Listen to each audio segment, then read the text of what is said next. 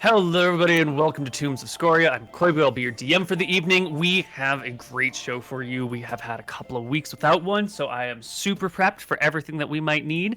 But before we hop into why don't we run the gamut of people and see what everyone's been up to, starting with Lucas. What's up, Lucas? Just been streaming, playing Minecraft now, trying out the speed run, and hanging out. Nothing much. Nice. All right.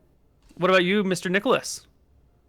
I got a new chair, which, for those of you who've been watching Neil's shows for the last 4 years with me in it, will appreciate no excuse.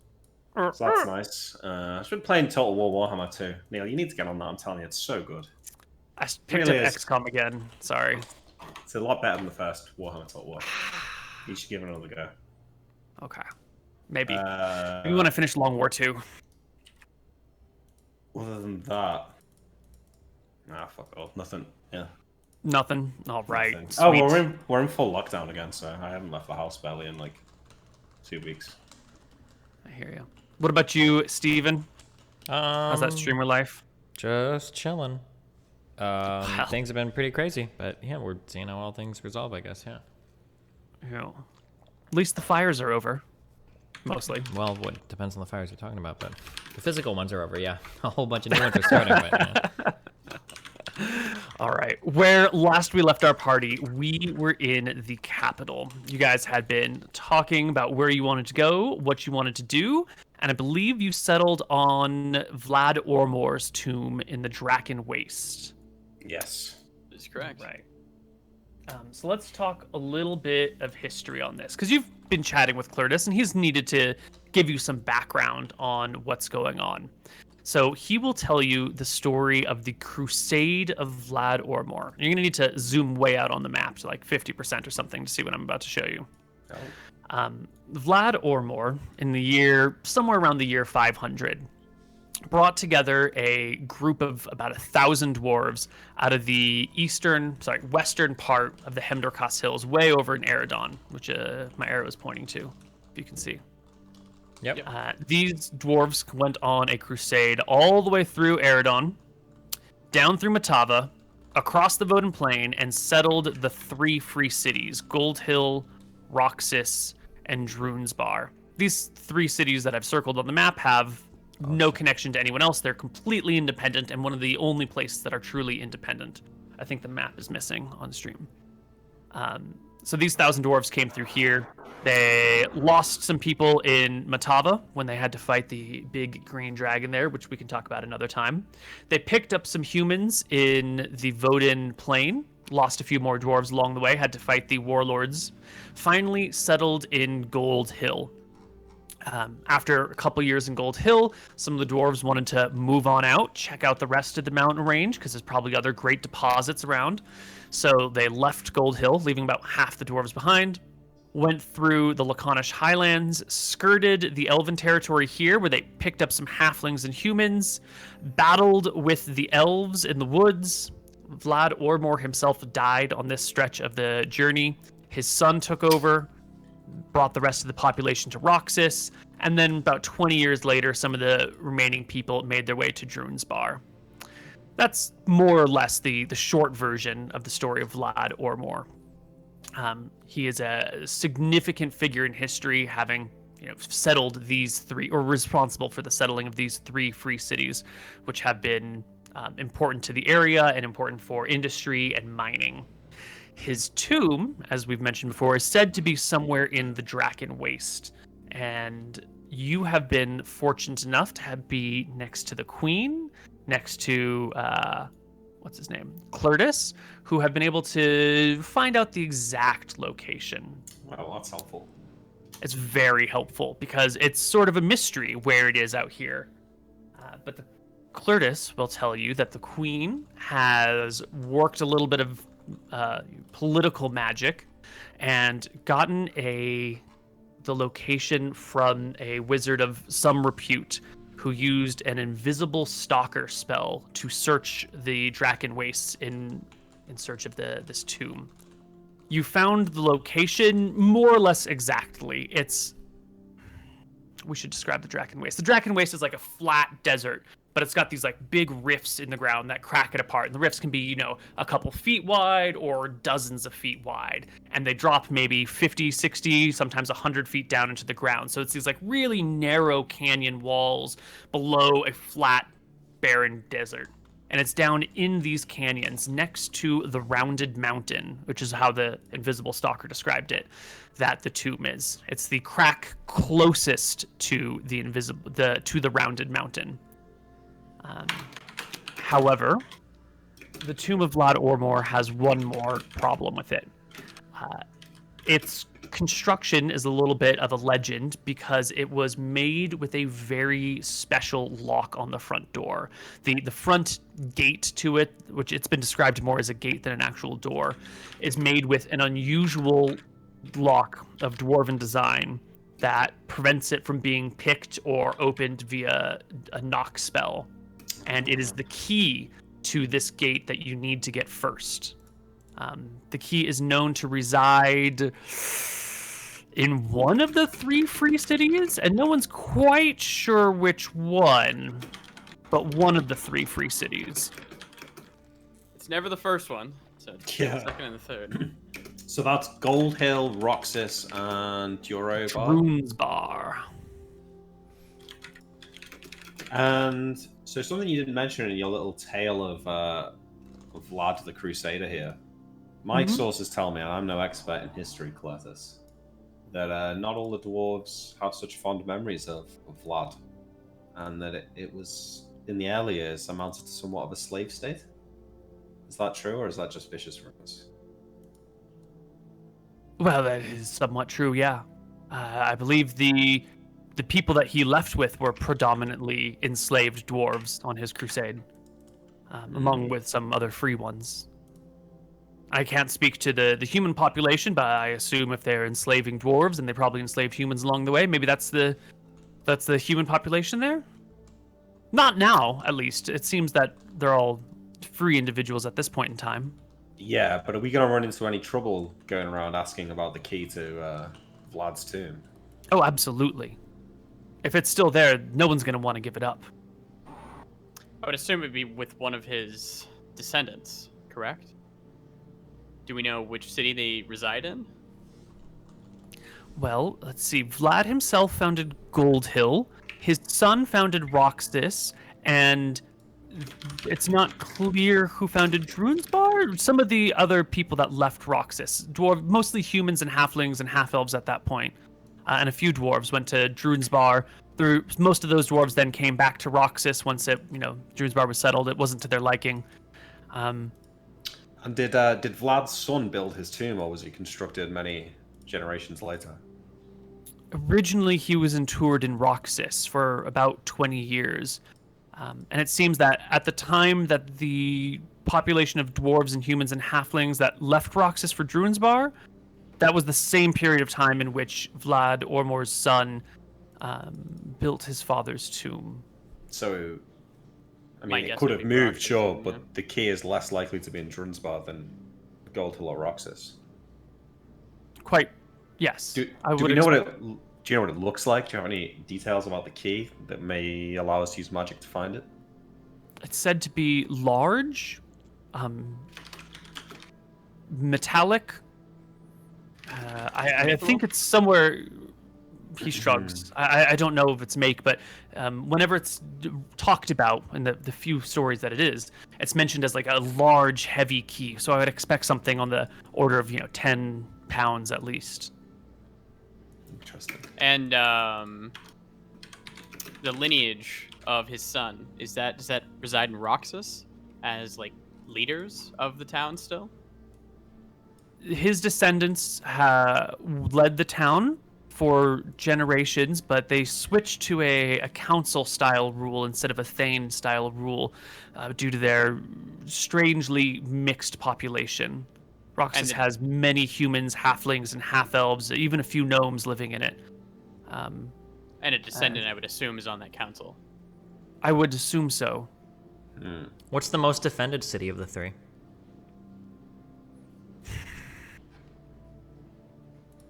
Probably Gold Hill, but for different reasons. The Mystrians the war that's going on, they have they've conquered Gold Hill. So Gold Hill is currently occupied by the enemy. Druinsbar is the only walled town of them all, but both Gold Hill and Roxas are built deep into the hills. I think Gold Hill has some sort of, like, the pathway is blocked by a river that is blocked by a dam, so the road can be flooded if there's an approaching army, something like that. Smart money Roxas first, then we avoid the Mistrains, and it seems more likely than Druinsbar. It would seem like Roxas would be the best place. Can you, real quick, can you circle the, I see where Gold Hill is. Can you circle Roxas and Druinsbar again? Yeah, okay, Yeah. gotcha. Okay. That being said, though, how do we get there? You know, like, because if we're going to sail up the river, Vodan, we'd get to Gold Hill before Roxas. Is there a Yeah. passage through the Rosewater Mountain area? There's a dragon in there. We need to talk to the dragon Azeron the directly. Blue lives in those mountains. The range, as far as I know, is impassable. And more problematic, the bridge at Bridgegate has been destroyed by Scoria bread. So crossing the River Voden would be difficult. Crossing the Draken Ridge, also difficult. How many people know of the existence of this key and tomb? Is this like a well-known thing? I'm sure the tomb is known, but the key itself? You know, it's not spoken of too heavily. I would expect it to be few people outside of the Free Cities. I had to scour many books, and the Queen imported a few on my behalf, specifically to find this, and then had to find the Invisible Stalker. So I expect the key to be a well-guarded secret, or at least physically guarded. I couldn't speak to the knowledge in those regions. The people there might know of it. We could take a boat to Druinsbar. Yeah, that's what I was thinking, and then go south from there. Yeah. Hope that we find the key before, like... What's before our we plan have to search fight for the Gold key? Hill. It feels like if we go around asking questions, people are probably going to get very suspicious very quickly, so we're not going to be able to investigate that way. Anton, can you cast Locate Object? I believe I can, but I need a very intimate. Yeah, we have to actually hold it. We're not, or see yeah, like I a need picture very- at least. Yeah. Or see it. Yeah. Maybe I what we wonder could if there's do. a library, perhaps, in Druinsbar, or something like Maybe. that. You also have. This is a more grandiose plan. You have your Hat of Disguise. Maybe somehow, if we see a council member or someone in their entourage, you could go about asking questions that way without raising suspicion. Bit more risky, but something to. That could work.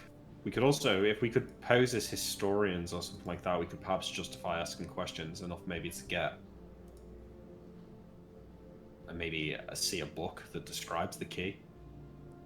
Enough to let us cast the Locate Object spell. Does Locate Object work that way? If you're made familiar with something by book, you can locate object on it? If you've got an No. accurate depiction of what it looks like, it should work, right? Let me link it 100%. Koibu was shaking his head, so I'm not sure. Yeah, you're gonna need to have seen it or handled it. All think. right, okay. Yeah. Then the Hat of Disguise might be the best way to do it. Somebody knows what key is. Yeah, but I mean, let's be reasonable. Like, I can't obviously just disguise and walk up and say, like, hey, where'd we put that key that goes to the tomb? No, we'd need some sort of story. Yeah. What could we ever talk about to bring up?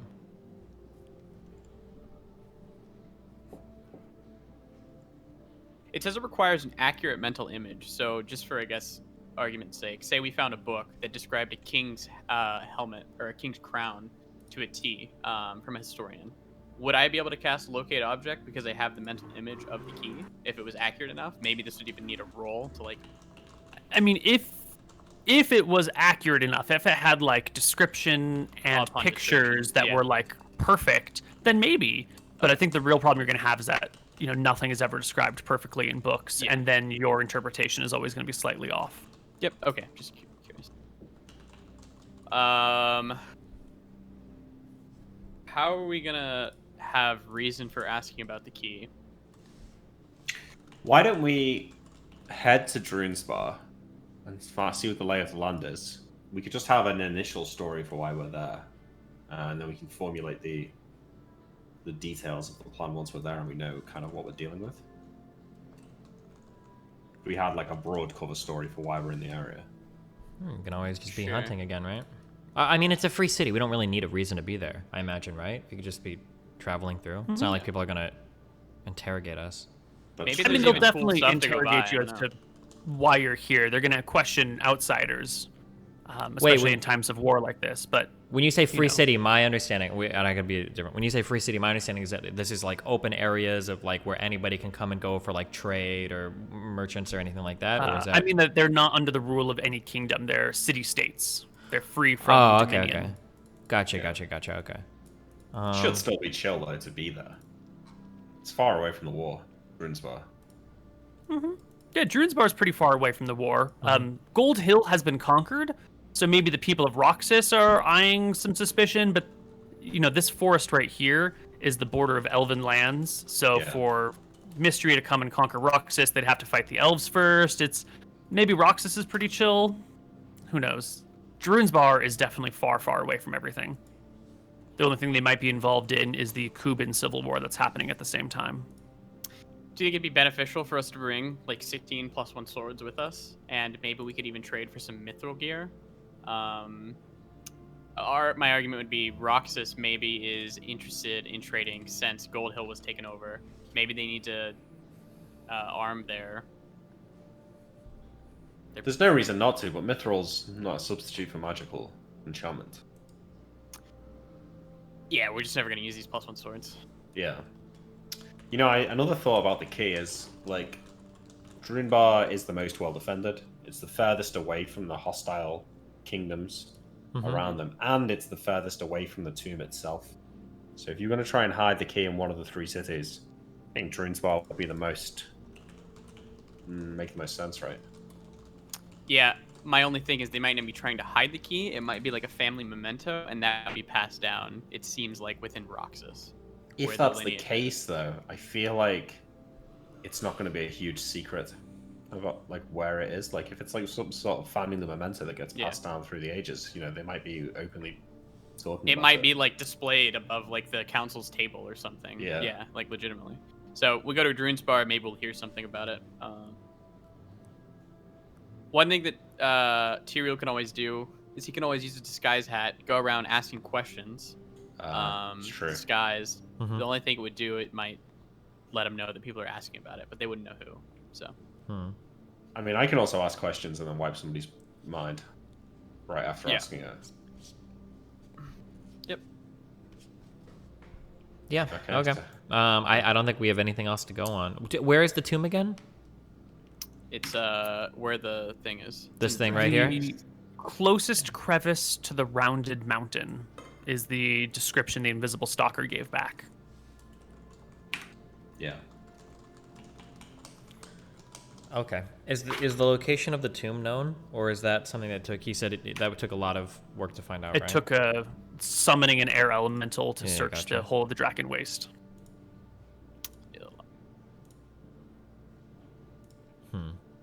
Yeah, I don't see anything else we could do besides going to Drune's-Bar and then asking around or figuring it out from there. Is the queen in the room? No, she is not presently. Sorry. Claritas, before we head out, do you think the queen would be at all interested in having parley with Roxas about maybe doing like a duo assault on Gold Hill to take it back? Or I can't speak to Her Highness's intentions, but I know she has a gift prepared for you. So she was hoping to meet with you before you left again. we'll definitely wait for that then. Yeah. I shall go see if she is available. And Claritas will scurry out of the room, sort of giddy-like, as if he's excited for what's to come, and leave you guys for probably an hour or two to yourselves until the queen can make an appearance.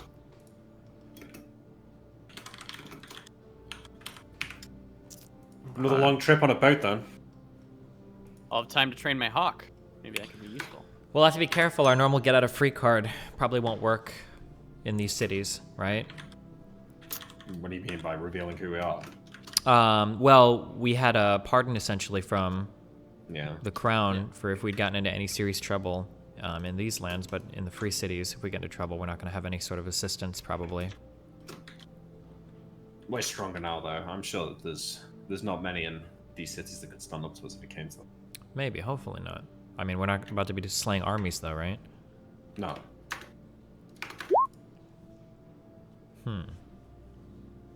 So what do we do when we get there? We should ask around in the taverns, perhaps, see if it is common knowledge. If it's not, which it probably isn't, maybe we try and ingrace ourselves in the local nobility. I mean, I think if we believe that the key is at Roxas, if it was like a public affair, maybe some common person would know that, like a person on the street we could ask. Yeah. Is it too risky for us to say who we are, try and speak to the council directly, and come up with some other reason why we're looking for info about the key? Do you think, could we pose as... Follow me for a minute here. This is a little out there. But we have our man Clortis here. There's a lot of people that spend a great deal of time studying ancient artifacts. What school of magic, I'm sure one of you to know, there must be some school of magic that concerns itself with locking or sealing away like tombs or doors. Could we pose as people that just travel lands archiving and researching how keys work across the land or something, and just say that, like, oh, we heard that there was a grand key, it was 10 pounds made of metal, seems quite fascinating, could aid us in our research. Do you think It something can like be that? done by a knock spell as well, which would be like a big one Mm-hmm. that we could be like researching about. Yeah, that's... Could we pose as just trying to learn that for like the queen's sake? Like, we want to bolster our treasury, and we want it so it can't be knock spelled through. Thing is, though, with that, to study why the lock is immune to knock involves finding the lock, not finding the key. And then they're going to be less likely to give that information. Well, I'm sure that, I mean, as professional key and lock researchers, as we'll be posing as, I'm sure that understanding the architecture of a key can give us all the information we need to know about the lock, or a great deal about the lock itself, you know? You need both lock and key. I don't know, like, you've got this hidden treasure, right? And then 3 people turn up claiming to be lock and key experts, and could you please show us where the key is? Well, I mean, it's not really so much as, like, it's not like the tomb has just been uncovered and everybody around the land is looking for it, right? So there's no reason to think that there's like some special interest in this now. They should have no reason to suspect us. I think if we put on a convincing enough act, especially if we can get some manuscript paper together, having illustrations of other keys and everything, I think it would just be a matter of selling it. We're also bringing a great gift with us. Maybe this could be... What gift are we I think this bringing? could work. We don't know yet. The queen is bringing it. Can we have Clortis, if you're willing to go along with this, or if not, we can think of another idea. But if Clortis could get together, I'm sure that he does a lot of research. This guy's got his nose buried in books all day. You could get like 20 or 30 manuscript together on like assorted keys and locks, both magical and non-magical, for us to have in our possession. It would lend a great deal of credibility to our story, I think. Like actual locks or just manuscripts of them? No, manuscripts of them, so that it looks as though we've done research and we're compiling research and everything on these types of things. Yeah. What kind of people live in these cities again? It's all sorts Predominantly of... mixed. dwarves in Roxas, but there's, well, I shouldn't say humans, dwarves, half-elves, and gnomes. Okay. And What some if- halflings. what if- Roxas what is a if very mixed city. Instead of being experts on locks, what if we're experts on dwarven engineering? And we've heard about this lock and key and it being so unusual and immune to lockpick and knock spell. So we want to catalog that as part of our... It's just less specific, right? Like, how many groups of traveling lock researchers Yeah, really we're are there? here for great dwarven engineering, and this is one of the greatest like pieces of engineering they've ever done. Yeah. A lock that's immune to knock. I think that makes more sense. Or I think Yeah, we it's could better. do that too, yeah. Yeah, it's fine. They're both fine.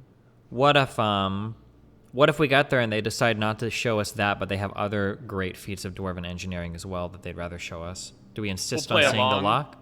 Yeah, we go along with it. We try and isolate the head honcho in a conversation on our own, and then I'll use magic to try and convince them to our side. We play along. If they say like, "Oh, we're not willing to show you that," then we know they have it, right? Or like for the most part, we can assume that they'd have it. Then, if they say, "Oh, well, we don't have that," then it's like a 50-50 they do it. What if, as well, Tyrael, you were to wear the hat the whole time and disguise yourself as a dwarf? Might make them like us more, give us more reason to be doing it. We could just be your advisors, your bodyguards. Well, it is possible. I kind of wonder if they'd look down on me.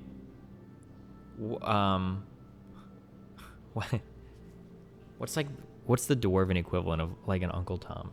Does that exist in like this world? If I'm like walking around as a dwarf, like taking notes for humans about dwarves, it feels like they would look down on.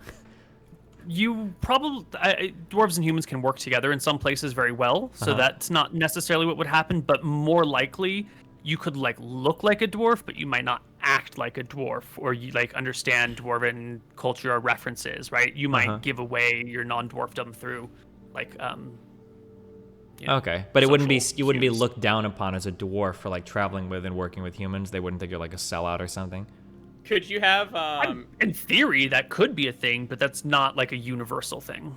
instead of that, could we, instead of being, I guess, your equals or we're hired to do it, maybe you could be from Hillsborough or Clydesdale.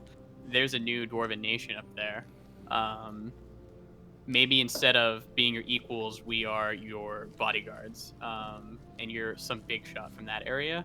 That gets a little bit more grandiose. It becomes an issue if they're talking to them, but I think that would sell it more than, I guess, like you're doing it for us. Another scary thing is I don't want to travel around disguised that often as sizes that differ greatly from mine, because we run a much higher risk of something happening that reveals my disguise. Yeah. That's the other only scary thing. I think we could pull off the dwarf stuff with enough research and whatever, but if I like run into a door or something weird happens, like we're very, very, very ultra fucked.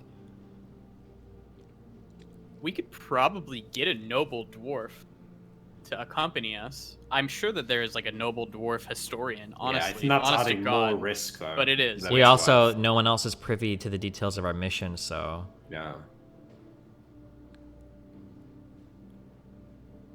Okay. Oh, but wait, actually, hold on, I'm sorry. That might even be better, though. If we are able to find a historian dwarf that likes to study dwarven things, is there a way that we could convince him that there is a really cool key that exists up here and that will accompany him if he can study it? That would get... That would... What, though? What?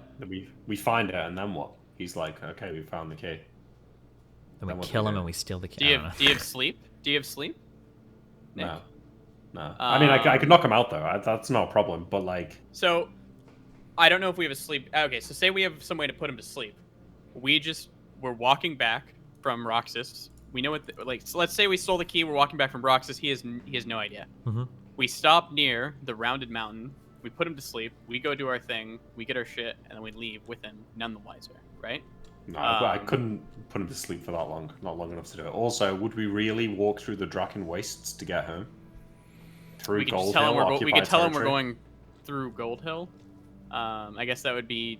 Does he know that Gold Hill's captured? Is that like All of that amongst the nobility, they should know what cities are owned by who. I would imagine at every point in time. These guys are all CNN, Twitter watchers. I mean, we could send him back and say, like we've got further business with the elves or something like that. But I don't know. Like, okay, if we have a dwarf following us around who's like genuinely interested in dwarven engineering, like, what he does could that literally actually lead do? all of the it lends credence, and it'll be someone that can actually talk about the dwarven engineering, right? We could maybe a fourth asset, but if he's there, he could actually show that he actually gives a fuck. So say they want to show us a chapel or something first. He would ask all the right questions for them to be like, oh, okay, he actually knows what he's talking about. Let's show off our amazing feat and like really blow his mind.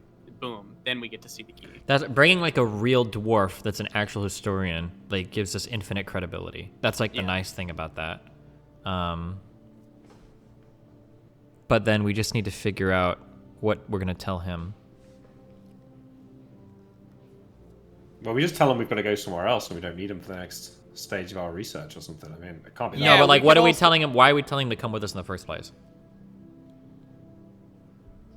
We could say that we're working for the Queen and we're interested in this technology for purposes surrounding the war, but we don't want to admit that to the Free Cities because we feel like they'd want to stay neutral and they wouldn't want to help us. Well, we also need someone who knows about the information. That's to bring the information. perfect. Back, which would, yeah. Wait, And then Wait, okay. Yeah. Hold on, let me just run through this so far, okay? I think this works really well. So all we need to do is we need to find a dwarven historian, somebody that is obviously well researched and naturally knows all of this stuff. Yeah. We need to tell him that we have a secret mission from the Crown.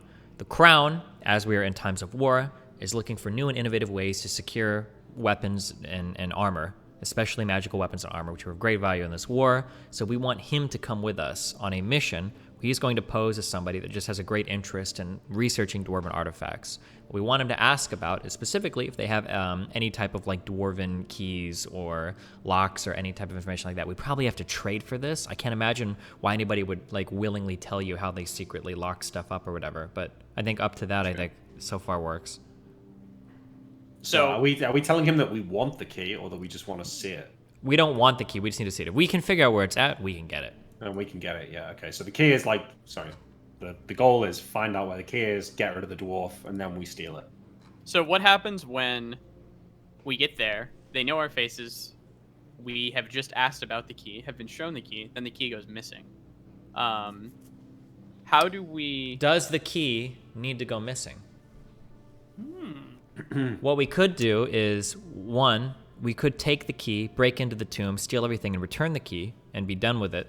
In which case, they would never know, because it's not like they go to the tomb ever. Correct. Well, it depends where the key is. If it's in plain sight, then they would know. That is true. However, depending on where the key is and how it's stored, we could create a convincing copy to sit there while we do our stuff in the tomb. It doesn't have to be perfect, just like, because if it's hanging up on the wall, it's not like people are inspecting it every day or whatever. Yeah. Just something passable, and then we could do our business in the tomb. You know, we could also just, the four of us go together, but at any meetings, it's just you and the dwarf, and you change into a different person.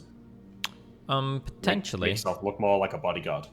I mean, like, Yeah, we don't full place necessarily armor, even stay need to quiet. accompany him. I mean, there's no reason to assume this guy's going to backstab us or something, right? Yeah.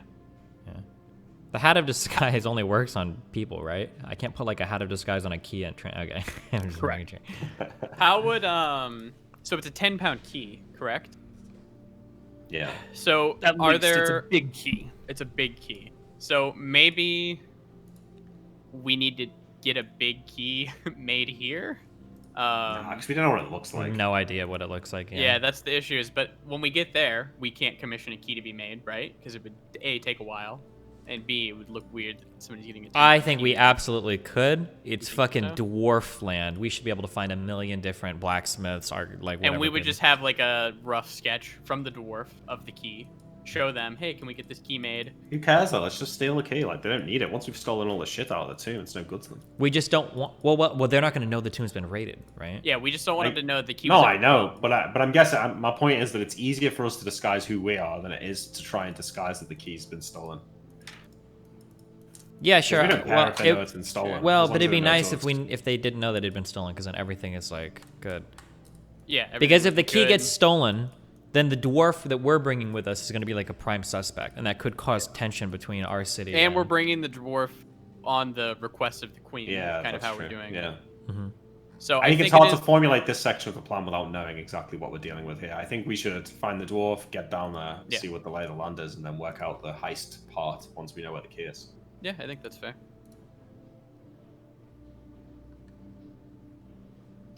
We will wait for Claritas to rejoin us. Sure. Claritas and the Queen will join you after you've had some time, and the Queen comes in with a green felt cloth wrapped over something. Oh. Behind her is one of her bodyguards, one of the like 9th level knights in full plate with a magic sword that follows her around everywhere. After everyone observes the appropriate formalities, she holds out her package to Imric. Marvelous. I take a step forward. Auntie, this for me? For all of you, but I think you will be the one who will get the most use out of this.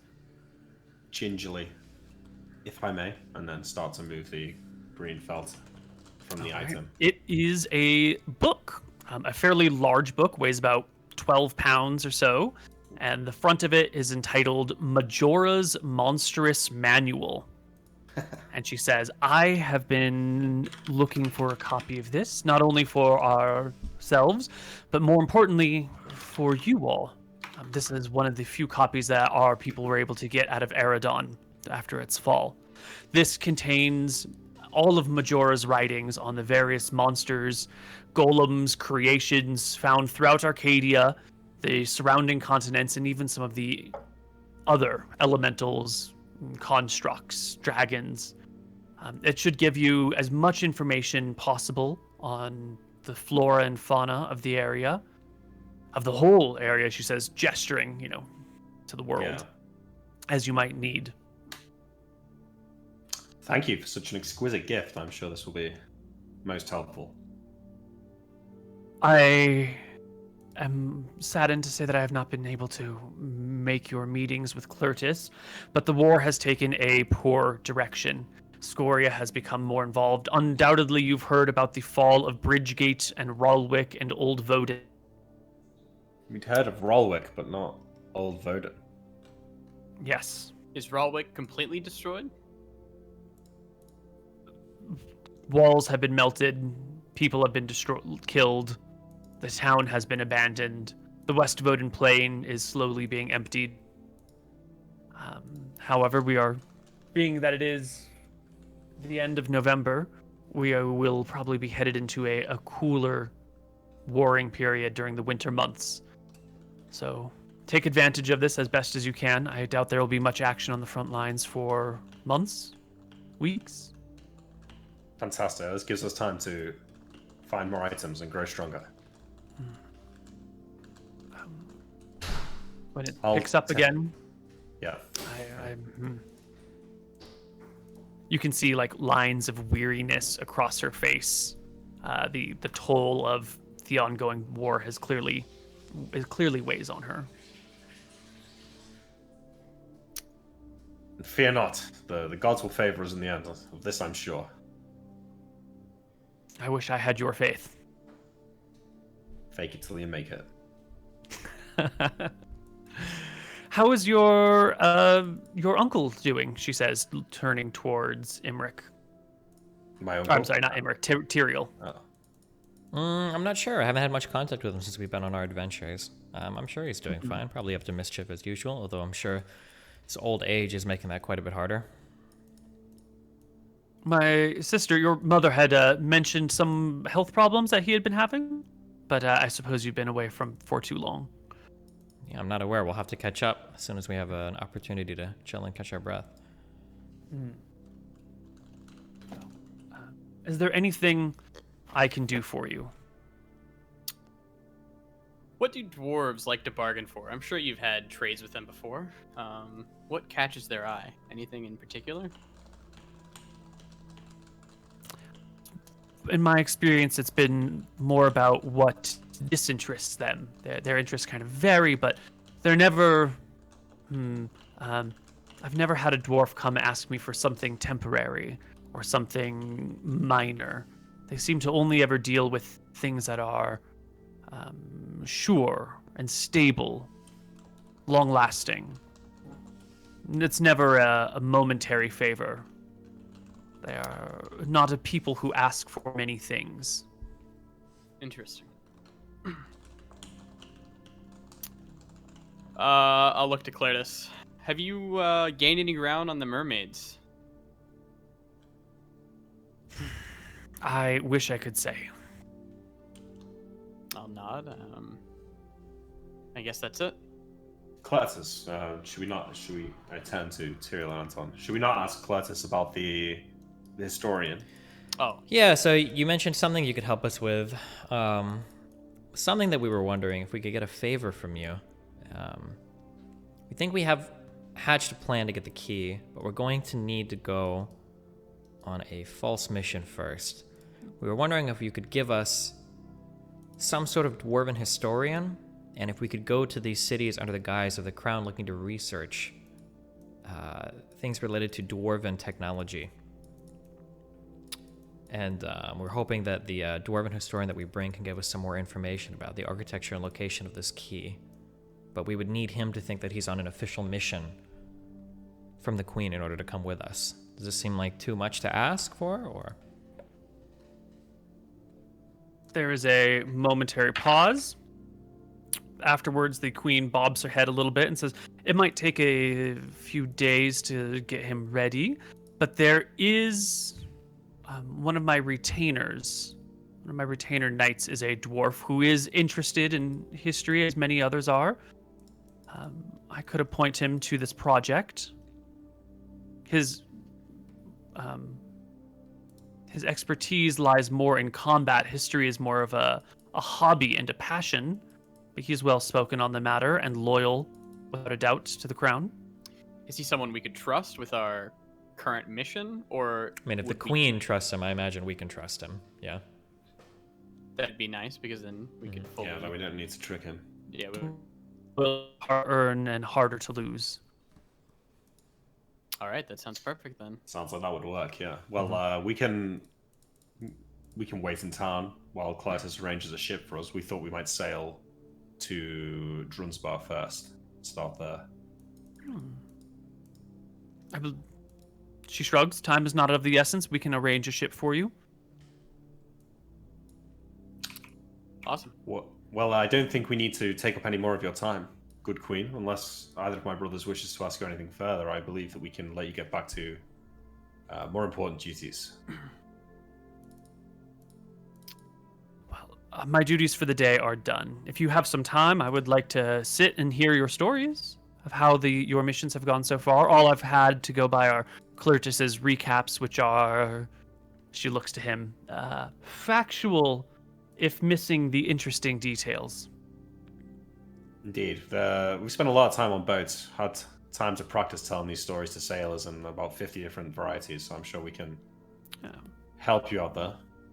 I'll take a glance at the Great Knight's weapon. Is it super fine, Koibu, or is it just... Yeah. It is a one-handed sword, an arming sword, with a shark skin wrap around the handle, and it looks like some sort of gemstone that you can't quite tell if it's like red or purple or blue for a pommel.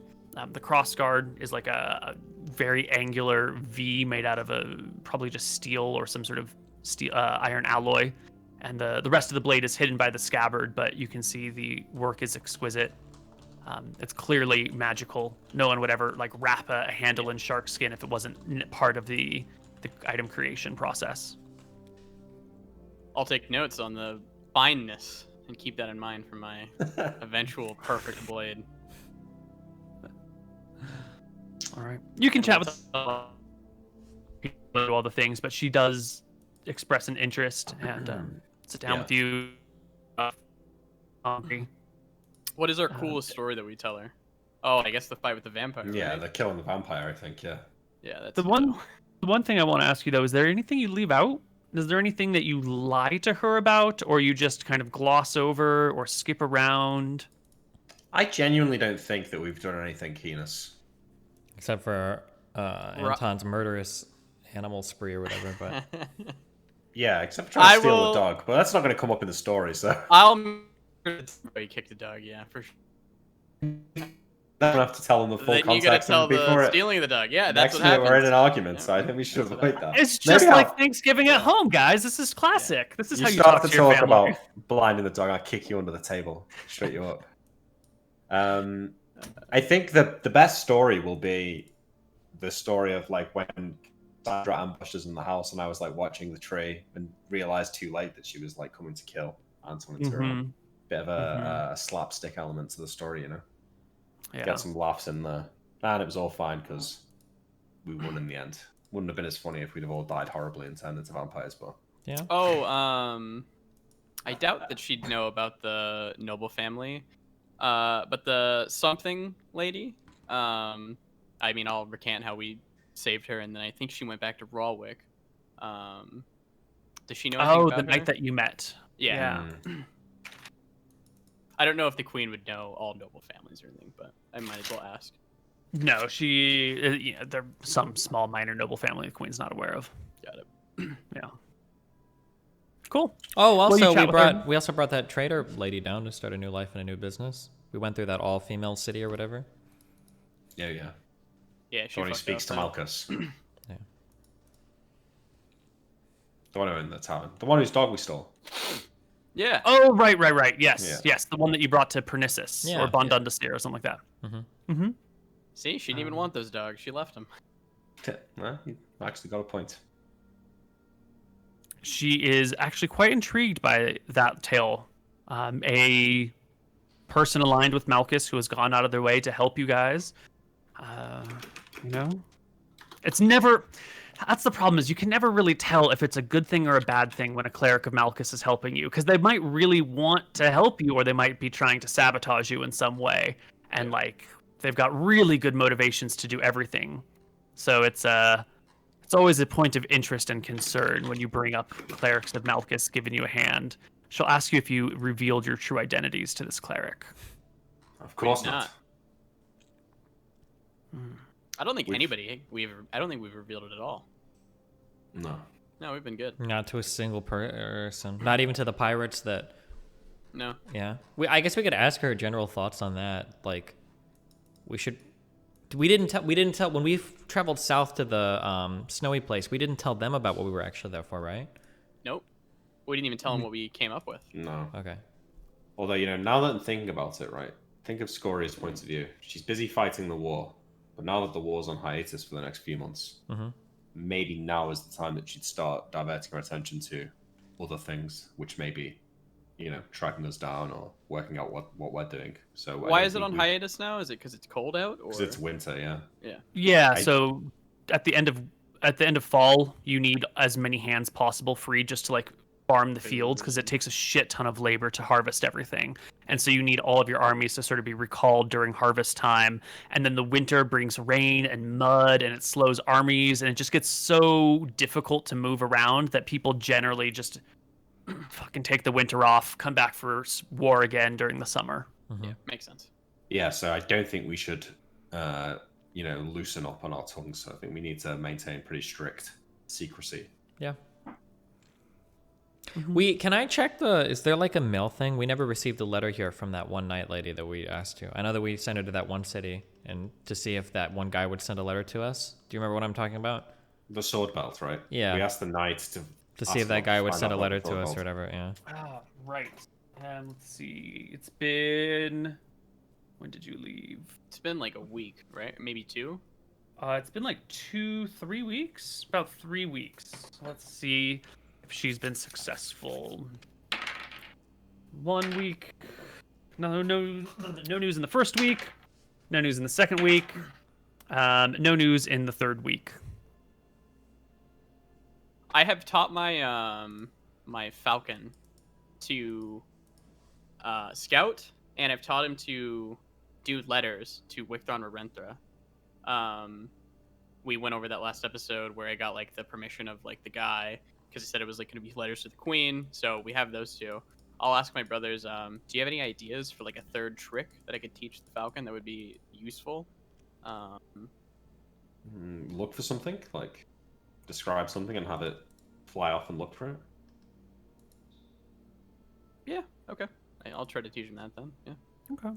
Cool. So it'll take Can I learn Takes a a whole week, yeah. spell whilst we're waiting for the ship? Yeah, it'll take. Let me roll a die here. It'll take 3 days to prepare the dwarf and the ship. Okay, I don't have this spell written down anywhere, but I imagine it's quite common. Clairvoyance. Assume I can get a copy of that to learn. Yes, you can get a copy of that to learn. It's in the diviner here in the castle will teach it to you. Okay, do I get a bonus since he's teaching it? Yeah, 10% bonus. You have a tutor directly. Based. Nice. Easy. Okay, and days? 3d2? Okay, so it'll take you 5 days.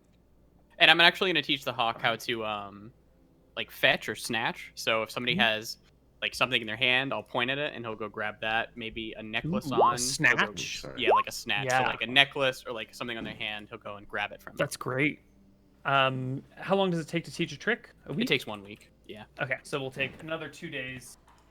I And could a week also do it later, on you the guys will leave. boat, I think, but yeah, that's Yeah, you'll probably want to be on land for days. that. It might be awkward on a boat. cool. Okay.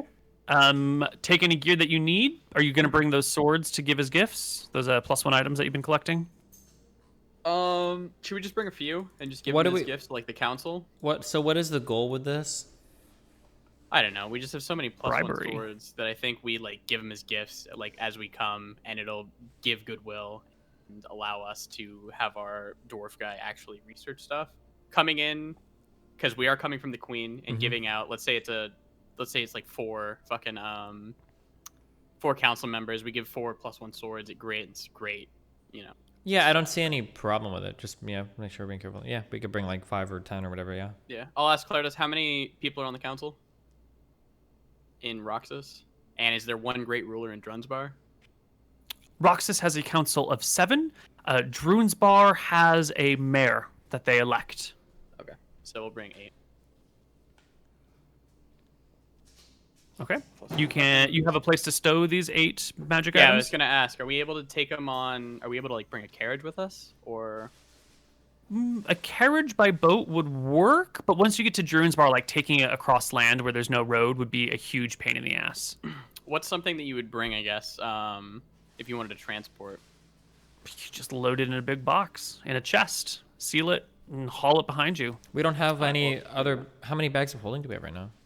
We don't have any. We only have the one. We just The have my coin coin purse? purse thing. Yeah. Huh.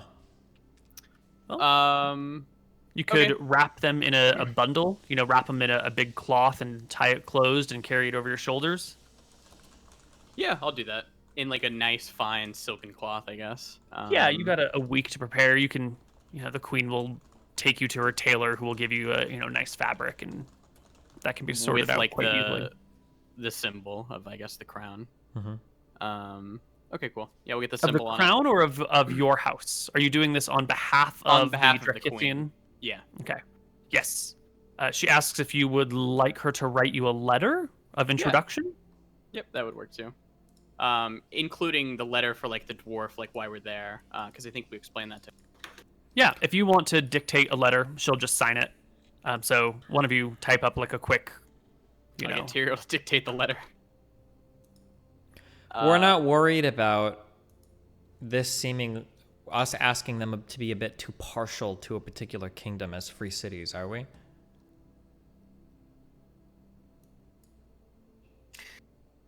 Yeah, I think that's why we have to offer some payment. Yeah, the swords. in the Okay, yeah, form of hopefully either the swords will gold or take care of that. swords, yeah. Okay. Sorry, Neil, it seems like there's 2 versions of clairvoyance, and neither of Yes. them are the ones from the book. One of them is one from the book. No? I don't think so. The one from the book uses pineal alteration. glands. Yeah. And I don't see either one in here. Clairvoyance. It should be, I'm sorry, the divination one.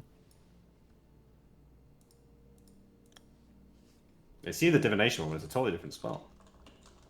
Really?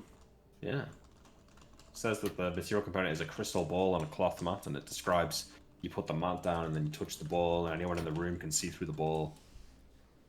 It's totally different. But I want classic clairvoyance. Oh, wow. Yeah, what happened to the other clairvoyance spell? That's a great question, Nick. Thank you. Okay, so for now, I'm just gonna. I'll just add the one in here to my spellbook, but it's actually the real clairvoyance. Okay.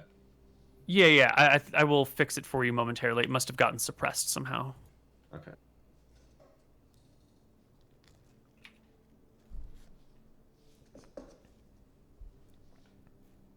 Yeah. How did you... Okay, if you refresh the spell list, it should be back now. Okay. Thank you. I'll ask my brothers, I guess.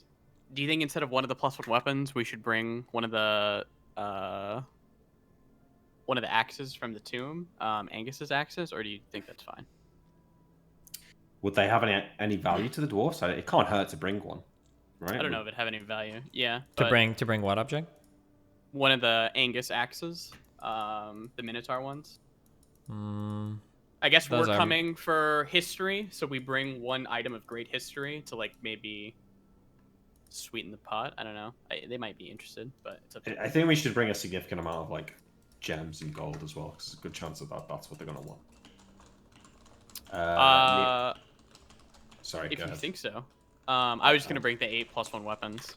Yeah, I think bring the weapons. That's definitely what we'll aim for. But they might Yeah. end up being like, we have no use for weapons. I want gold. Neil, can I buy some pineal glands? Yes, there's a magic shop in town. You can buy all the things. I shall buy 10 pineal glands. Right. And as long as you're not buying anything expensive, we don't really have to worry about prices. Just weights. Is it Perfect. possible that I could meet with, or that we could meet, I guess, before we go with the dwarf? Oh, absolutely. You're gonna have to. The dwarf's name is Lazar. Greetings, Lazar. I am Anton. Anton? McGarry. Serial? Emmerich? I've Nice to meet you. heard sir. of you before. I had a quick question for you. What do you think? Well, you know our mission. What do you think dwarves would want? Depends on the dwarf you're talking to. Tell Do me, you what do think... humans want? I guess Well- it depends on the human, huh? Yeah. Okay. All right, then. I'm glad we settled that. This is the start of a very fruitful relationship, I can tell. Well, Lazar, has Clertus filled you in on the details of our mission here? I don't think you need the full story, but at least specific to what we're trying to achieve in the Free Cities. You're looking for a historian to dig around and research storage devices, dwarven methodologies and inventions. We're trying to find specifically the location of the key to Vlad Ulmar's tomb, which we believe is in one of the 3 cities. However, yeah, we're going to do it under the guise of researching dwarven technology for use by the crown. I see why Clertus left this to you to tell me. I would have thought he would have told you, but I'm He's glad a I can fill you slacker. in. You know how Clertus is. Wow, Spends his whole life in a book. a very confrontational man, I suppose. Right. Vlad Ormor's tomb, huh? Yeah.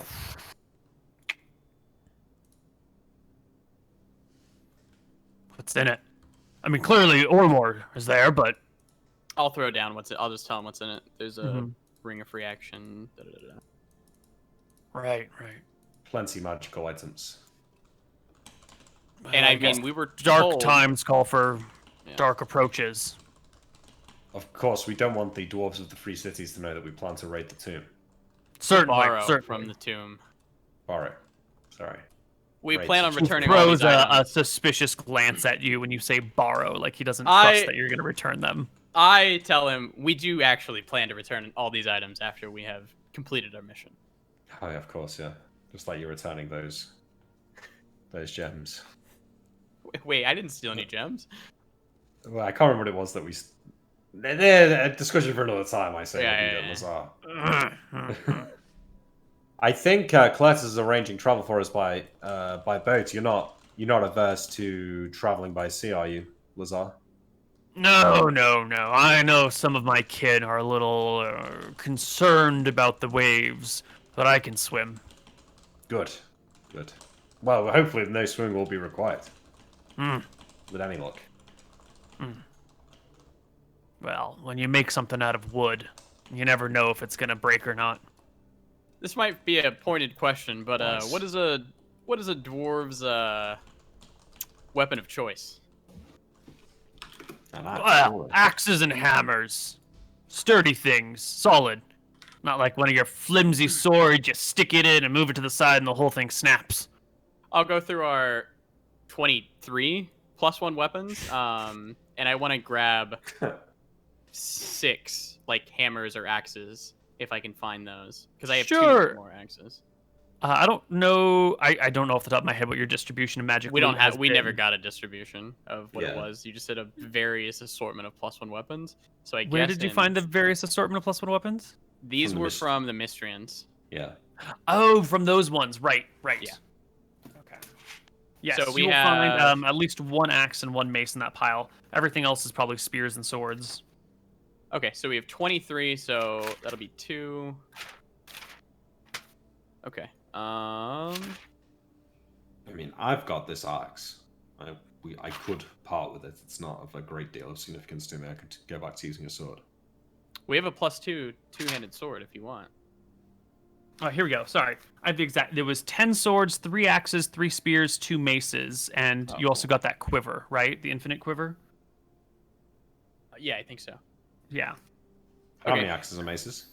3 axes, 2 maces. Perfect. So we've got the 3 And axes, the swords. 2 maces, and then the Minotaur axe.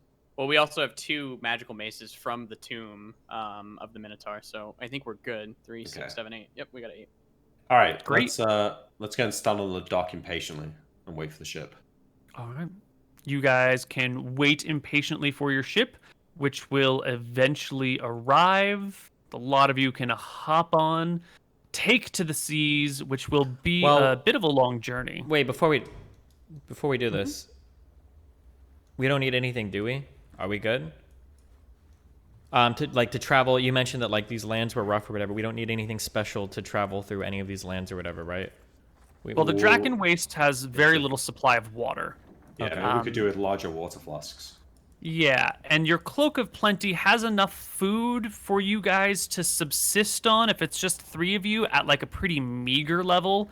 You know, it's enough to get you going, but you wouldn't want to survive on it for a long period of time or in like harsh conditions. If you're like climbing mountains, it's not going to be enough Yeah. food for you. There's a whole thing of mead as well, but I think that's 1 drink. So it might be able to be Yeah. okay for 1 person, but you know. Yeah.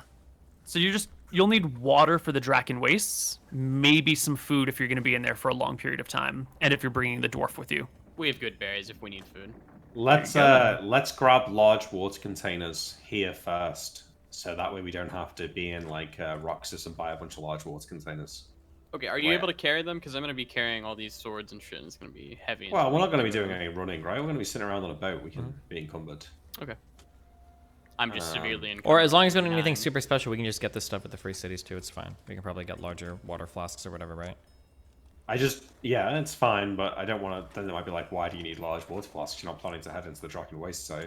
If there are merchants, I don't think they're going to be asking questions, that's right? We true. just might Yeah, want yeah. a large water flask. Like, fuck them, yeah. Sure. Yeah, you're right. You can't cast Create Water, no. Nope. Anton. I Okay. cannot. Okay. Cool. Let's go. Okay. All right. Well, why don't we take our first break before we set sail to Droon's Bar, and we'll see you guys on the other side. All right, we'll be back.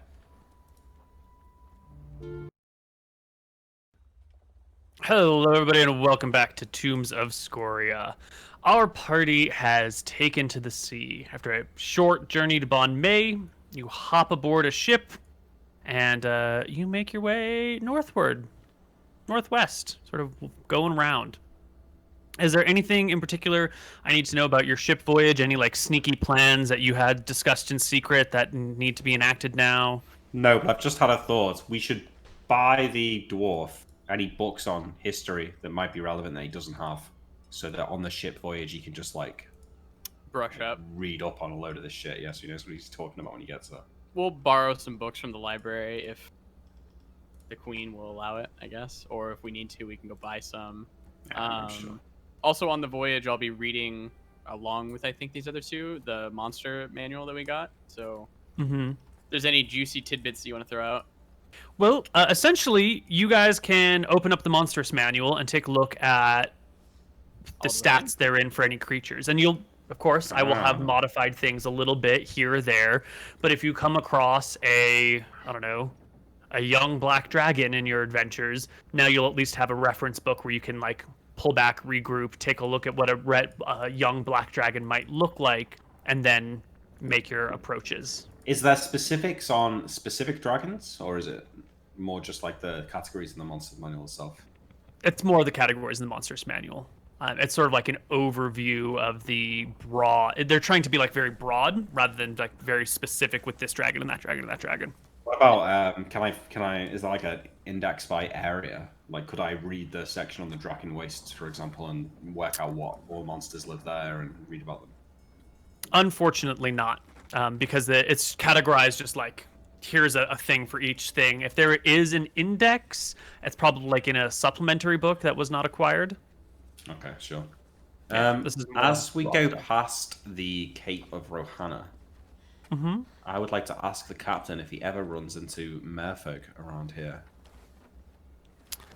Well, that's a great question, but you will be intercepted before you have an opportunity to do so. It's on the way towards the Cape of Rohana that you run into your first hiccup in your plan. You've passed ships, there's trade going on, but as you get near the Cape of Rohana, there is one small, swift sailing vessel that beelines for you guys. You are in kind of a fat merchant vessel, super stable, definitely going to get where it's going, but it's not built for speed, whereas this is definitely a ship of war. It is flying a banner. And does anyone have heraldry as a proficiency? Wait, before I answer that, is it too late? I had spells for being in town. Can I change spells to be traveling, or is that too metagaming now? I suppose you would have changed them to traveling spells. Yes. That feels like the sort of thing you should do when I say you're going to go on a ship journey. Is there anything that I should know? And then you don't say anything. Look, now it's in your power to just say no. I know, but I feel bad for being I've so got direct. heraldry. I've got heraldry as well. Okay. Give me a heraldry check. 29.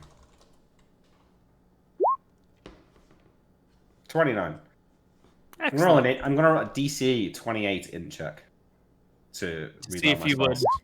Oh! Okay, you can't argue with that. Okay, that's fine. You literally can't. Okay. We'll let it slide. But I just hope you feel bad about your life choices. Moderately. Yeah, that's okay. That's all I wanted is just guilt. Okay, cool. You will recognize the ship is flying a Gildaran flag, which is one of the major houses in Akuba, which is in the middle of its own civil war. And you guys have been too busy raiding tombs to really be in catching up on what's going on in this civil war. But the Gildaran family, what did you roll on your 20, check? 29? You know, that's actually pretty good.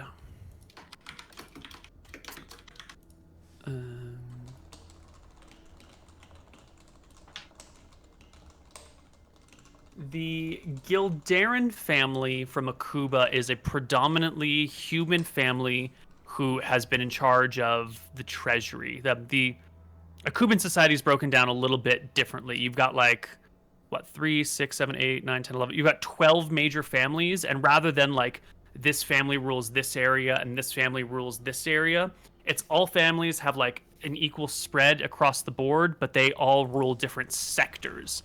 So the Gildarans are in charge of overseeing the treasury. The Shazaran are in charge of the justice department, so to speak. The Abudads are in charge of horses and knights and equestrians. The Orans are the scholar. You know, so each region has its own. It has representatives from all families, and they just control a particular governmental interest. So when they broke into civil war, things got a little bit complicated, where everyone was everywhere, and lands just kind of ended up haphazardly about. This ship belongs to the Gildarans, predominantly human, used to run the treasury. Now they're doing something or other. You would know that the Tesrohan family is the family in charge of travel, and the Stonesong family is this family in charge of commerce, which would typically be the ones who have most of the naval power. Can I, as soon as the ship is made apparent to me, can I have the my hat on? I just want to look kind of like an older-ish, like chilled man. Absolutely. What would the hat? What sort of head ornament does the hat become? Can it be like a toupee or a wig, or does it have to be like a hat? If it has to be a hat of sorts, then it would just be like a sailor hat. I'm sure there's something they wear to protect themselves from the sun. I think it can be like a comb or a bow. So I don't suppose. I'll just have like a normal, whatever like a normal sailor hat would be, I guess. Have a pick in your hair. No, Yeah, okay. yeah, like a little cap going on there. What do you? A newsy cap? That'll do. Okay. This small ship is cutting right towards you as you guys like pass between the mainland and Leech Isle, and it kind of, it's coming from the direction of Leech Isle towards you at a quick pace, and it is gonna- bound to intercept. I'm gonna poke Imric and Tyrael and tell them to maybe use their spy glasses and see if they're armed. See if they have like weapons drawn or. Or how many are on the boat, actually? Yeah, can I use my spyglass and Yeah. try to look at that? Absolutely. You can get a good look at them from about a mile off. You can make a head count. It appears in addition to the people who are manning the sails and the oars, you have what looks to be 20 armed warriors on the boat. Some of them look to be knights. A few of them look to be men-at-arms. Some of them have crossbows as well. Mm-hmm. I'm gonna tell my brothers that I have a few hold persons and dictate and command ready if we need, but It would be a shame to have to kill these men. Would it be a shame? I looked at the captain. Does this usually happen? I've not come this way since the war began, but every now and then someone intercepts us. If they're gonna be pirates, they'll probably fly a piracy flag before they arrive all the way. Otherwise, I don't know. Do you have any fighters on board? Myself, a few of us can hold our own, but not against trained warriors in armor. Oh wait, what type of armor are they in? They're just wearing like light leathers. But I assume our dwarf has a weapon and armor, right? Of course. he's a knight. He's Yeah. got Yeah. chainmail. He's got a battle axe. I'll ask the dwarf and my brothers. I'll ask the dwarf, how do you feel about this? Then I'll also ask, do you think we should arm these people with? I'll pat the sack. I mean, what do we expect is going to happen? They're going to try to board the ship and take it over, right? You said it's like a tiny like frigate. They don't have like weapon, like they don't have cannons or whatever on board, right? Yeah, we don't No. have cannons for anything. Ships will generally ram each other, or you ram and then you board and fight hand to hand, or you take them down with missile fire or spells. If they try and board, the crew should go below deck, and we should fight it out on top. We don't want to risk the crew dying and being stranded here. It's true. I don't think they're going to That be would much be use. terrible. Oh, we'll tell them that. Yeah, send the crew below deck and we'll just fight. We can fight these guys off. Yeah. Okay. Hey, it's a treasury ship. Maybe there's some treasure on their ship. On their ship? Alright. On their ship, yeah. I don't know. The ship will approach, and they will change the flags that they fly as they get closer to signal that they are here wanting to parley, to discuss with you. Wow. And your captain will tell you that this is not typical of pirates. Pirates, those wanting to just take booty, will usually fly a pirate flag specifically so that people know that they can just give up their treasure and the pirates will go away. They'd rather not have to fight and possibly lose people. So they usually make their intentions known ahead of time so people can give up without a battle. So pulling the group, there's the 5 of us, right? Plus any other sailors that can fly. I say, pulling them in place, let's try and talk to them, but the Akubans are untrustworthy. Devilish folk, we should be on our guard. Everyone's aware of how untrustworthy they are. All right. The captain looks to you guys. I'm working for you here. I think I might be the commander of the ship, but I think you're in charge of diplomacy. Okay. Noble ones. Since Tyrael's disguised as an older man, I'll take a step forward, and when I think they're close enough to hear me, and I'll shout, "Hail! All right. You wish to parley?" A woman will step to the front with a glistening golden helm, a spear in one hand, a shield in the other, a breastplate with a studded leather skirt coming off of it. She will raise the spear in acknowledgement of your words and call out to you, "Where goes this merchant vessel?" We're heading round Akuba, to the north. No business of yours. You are not meeting with the other Akuban families? I am not. We are not Akuban. We have no interest in speaking with them. You have no business with the Shazarans? I do not. The Abudads? Never heard of them. What wares do you bring? Nothing that would interest you. Do you mind if we come aboard then and inspect for ourselves? We promise to leave you in peace if you are of no threat to us. Under whose authority? Under my authority. Misha, leader of the Aldir Dogs. Commander of the Oars of Velthara. Oh, Misha, send your ship back, and you may come. You may come on board and examine our wares, but I will not have your crew within boarding distance. I'll go up there, send a wave, show my Velthara symbol, and she's welcome aboard. There's a cleric of Velthara on this ship.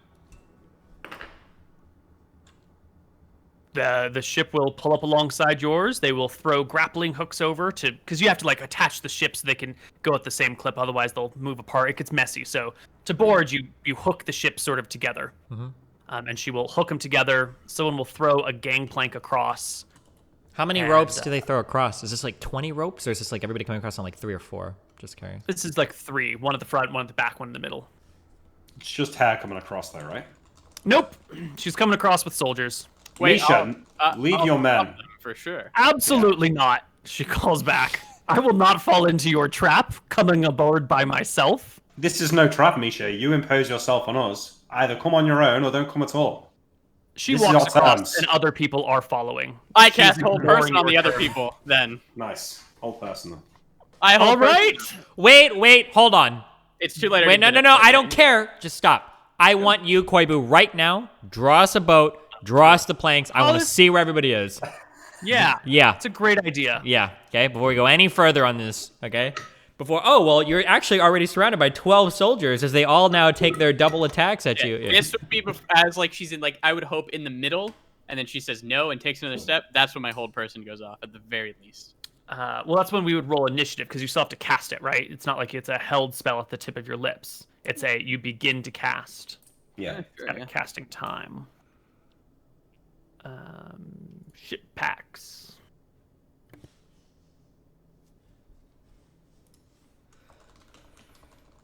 I wanted combat anyways. Fuck it. Fuck these guys. Are you sure you want to take on Yes, 20-something people? 100%. Well, it's gonna depend on how you draw the map up, Koibu. Okay, so here is this. Let's get the ship out to size. Also, if we do defeat them all, I want XP for beating the enemy ship too. Okay, it counts. It's gotta be at least level 10. Yeah, we'll have the dwarf chill until we need him to, just so we don't have to split.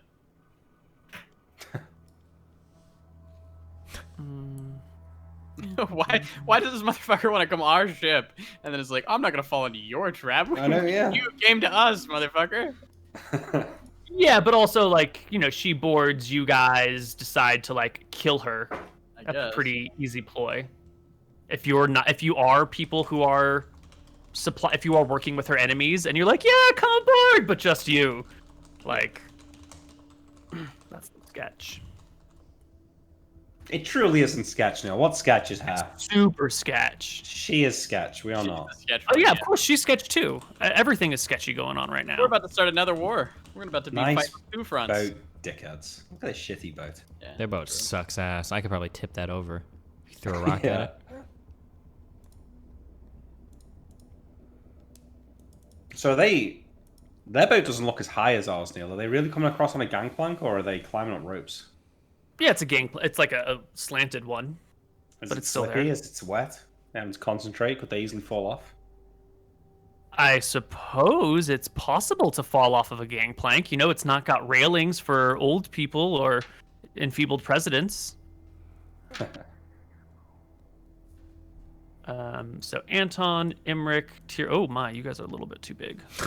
I would like to position myself. It's Dark Souls time. You. Do you want me to draw the gangplank? I was just gonna grab a gangplank token, but you can Is there doodle just it. one gangplank or multiple? There is going to be one plank across which they walk, but the boat has. You would expect them to have extras that they could deploy if needed. It would be bizarre for them to only carry one gangplank around. If you hold person somebody on the gangplank, they're gonna have to like move him out of the way to get past. Yeah, they will. Because if they push him, he should fall. Yeah, he died. Yeah. That's not my fault. All right, and then we've got one hook over here, one hook over here, and another one right next to the gangplank right here. And we've got our knight. And 1, 2, 3, 4, 5, 6, 7, 8, 9, 10, 11, 12, 13, 14, 15. Should have taken lightning bolt. Could have just killed all 20 of them in one shot. 17, Sure. 18. Neil's gonna learn not to fuck with us. You won't learn. He's got nothing to lose here. It's a win-win, right? He either kills us or he makes us feel bad for killing. Supposedly, I won't feel innocent bad. What NPCs. we're not killing anybody. We're just holding them. She was trying to step across too quickly for my taste. Yeah, that does sort of make sense. Also, I announced myself as a cleric of Althara, so she should have some fucking reverence. Exactly, and I do not trust Neil not to betray us with this. This is 100%. Jesus, what is this boat? It's full as fuck. It's full of XP, Steven. What are you transporting? Just spearmen. Yeah. I mean, they've got the spear Spear. token. If you want, I can take the time to adjust the tokens on each of them, but that sounds like a pain in the that's ass. 1, 2, where's the old man? Oh, the old man is back here. The rest of the crew has gone down below decks. Another really suspicious thing that you've done, send... No. The captain... How is it suspicious when we're being boarded, when there's an enemy fucking vessel to send, like, civilians Wait, below? Can you put the dwarf up, too? Yeah, the dwarf is here, yeah. Yeah. He's Right. a knight. Yes, he is. He's a level 9 knight, too. Yeah, he's level 19. He's not level 9, I'm sorry. He's at least our level. He's probably 3 or 4. That's fine. You've talked to him. You could have gauged his strength. He's a Respectable. level 3 fighter. Okay. Oh, you stick with us, dwarf. We'll get you to be level 5 like us. The 5th circle of power. Okay. And your dwarf will have 18 hit points. He's got 16 AC, and he uses a one-handed weapon. Okay. Excellent. Is this everything? I think this is everything. I would like them on the gangplank, which bullshit. Oh, right, because she's partway across, and you're like, just you, and then like the first soldier steps across the gangplank. And then she says, no, fuck that, and continues walking, correct? Right.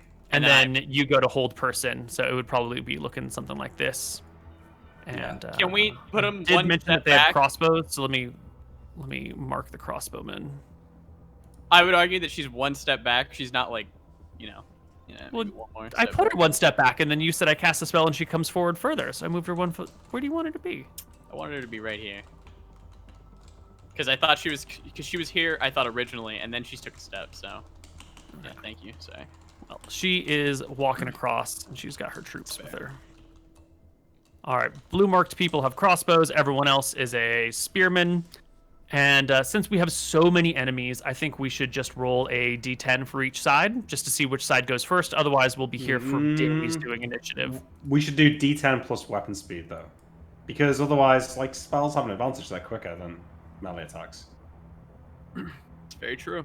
And we're trying to cast a spell to start this off, so I feel like if we roll flat D10s, it's advantaging them. All right, let's just do initiative for everybody then. Wait. Let's just do it the old-fashioned way. Now it sounds like it's going to be AIDS. Why can't you just do one D10 plus weapon speed for all of the goons? Because that is more work than rolling individual initiative for each one of them. Ah, cool. All right. Let's go! All right.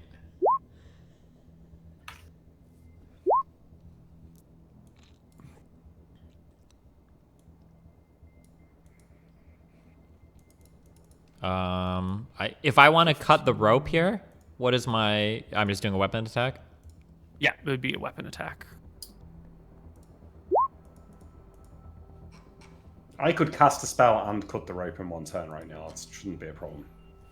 As long as you are in a non-threatened situation, I think you could cast a spell, and at the very end of the round, you could approach a rope and try and cut it. Where's our... But if you're in a situation where, they might be attacking, Also, why are you way over here when the rest of the party's down here, Tyrael? Out of curiosity. Because why you are said they standing were so throwing far away? ropes and stuff, so I figured I would walk near where a rope is. I'm gonna try to cut the rope, of course. Oh, all right, cool. We've rolled initiative. Did Let's you roll the start dwarf's combat. initiative? Sorry, I didn't. Wait, why did you Thank move you. me No, not I in did front of the not. rope now, Koibu? I don't want these guys surrounding me. Sure, whatever. Okay. Dwarf rolls in here. Good. Can I also move the dwarf or no? No, he's just chilling there. Alrighty. The enemy goes first. Anton goes to cast a spell, and the prepared soldiers who are fighting wars go see what's I would happening. like to. The crossbowmen will take some shots at you. Really? Absolutely. How do they know? You're I'm like, casting just spell? you. And she's like, because you're a cleric of Velthara. Yeah. You're all like, no, don't do it. And then she's And like, then I I'm start going to talking. anyway. And then the cleric like goes to grab his amulet, these guys are soldiers in a war where there's magicians and clerics. They know what a cleric looks like when they're casting spells. No Absolutely questions. nuts. 100%. What do you think they are? Like dumb butts? No, none of your soldiers are dumbos, Neil. I apologize. All of your soldiers you. are crack team. Thank you. All right. The first guy will take a crossbow shot at Anton, Aiming up. which is a 4 to hit. It sails well overhead. How Everybody much else cover do just I have queued. from the ship? You would probably have about 50% cover from the height of the railing. Ooh, is the ship Nice. railing? No, it's railing, not planking. Should be 25% cover. You really gonna? Yeah. Let me just take a quick look at a ship's sideboard. Still a few pictures of old sailing ships lying around. Oh no, it looks like it's only really gonna. It's not. It's gonna be nothing for coverage, really. You got like a little beam as a handrail, but otherwise, like the coverage really only comes up to your shins or something. All right. Yeah. Anyway, it's a 4. It's a miss. Whew! The rest of the soldiers are preparing to move, and Imric will take his turn. I cast mirror image and I go over here and cut this rope. Okay, the movement and rope cutting will happen at the end of the round, but you can mirror image yourself with how many images do you have? At the end of the round. Why can't I do it on my turn? Because that's I said. I at get the it. I thought you meant that I have to cast the spell first and then I can do it. No, at the end of the round, the spell casting section says if nothing else is going on, spellcasters might be able to get a move at the very end of the turn. I'm looking up the spell section right here. Really? Spells and combat. Touch spells, missile weapons. That's just touch spells. Where is it? Yeah, because spellcasting is a no-move action, and then if you're at the very end of the round, you might be able to get a little bit of movement, and since this ship is not huge, you should be able to make that. 107 and 111. 107. Casting spells. Once the character has begun, the caster must stand still. Casting cannot be accomplished while riding a roughly moving beast or vehicle, unless special efforts are made. Thus, the spellcaster cannot cast from the back of a galloping horse. Blah blah blah blah blah blah. During the round in which a spell is cast, the caster cannot move to dodge attacks. Therefore, no AC benefit from dexterity is gained by spellcasters while casting spells. Furthermore, if a spellcaster is struck by a weapon or fails to make a saving throw before the spell is cast, the caster's concentration is disrupted.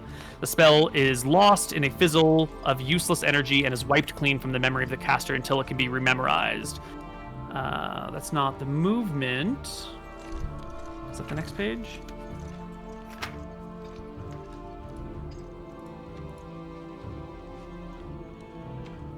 Combat tactics.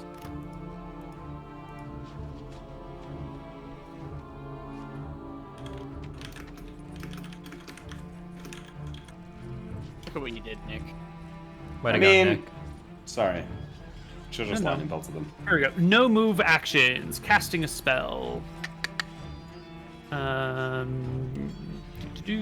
Even if a character chooses any of the no-move actions during her turn, she can still adjust her position during the action phase, which we're not using these phases. So you can, like, change the way that you're facing after casting a spell. Movement initiative. I guess I don't want to have to find it, but you can trust me. You can move at the very end of the round, not the end of the turn. Oh, I believe you, Koibu. All right. Yeah. All right.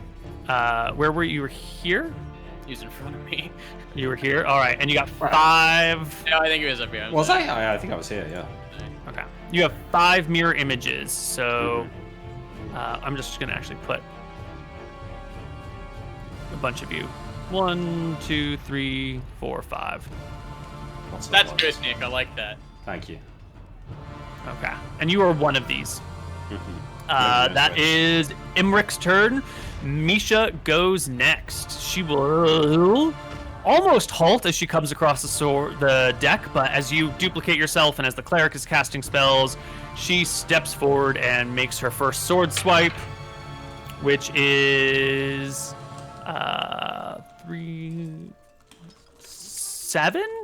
17 to hit.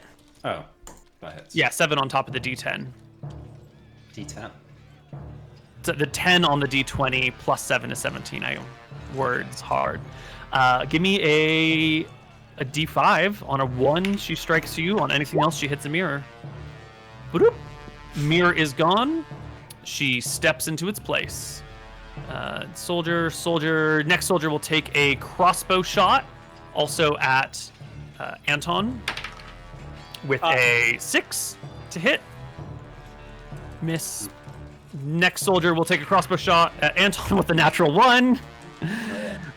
This guy will move across the board and take a stab with a 12 against you, Anton, which is Imric, which is a miss. Yep, yes. And our dwarf will go. Huffing and puffing round the mast he comes, getting into a flanking position on Misha. No questions asked. You can't trust the Akubans. He swipes with a 2, 3, 4 is going to be a 4 on 8 is a 12 is a miss. Whoosh. And next person is going to be a crossbow shot. This one over here at Tyrael. 19. Nope. No good. Crossbow shot at Tyrael. 14. No. Crossbow shot at Nick with an 18. That hits. Give me a D4. It's D5 now. There was 5 images, so there was 6 of us. Oh, you're right. You're so smart. No hit. Okay. Ba-doop.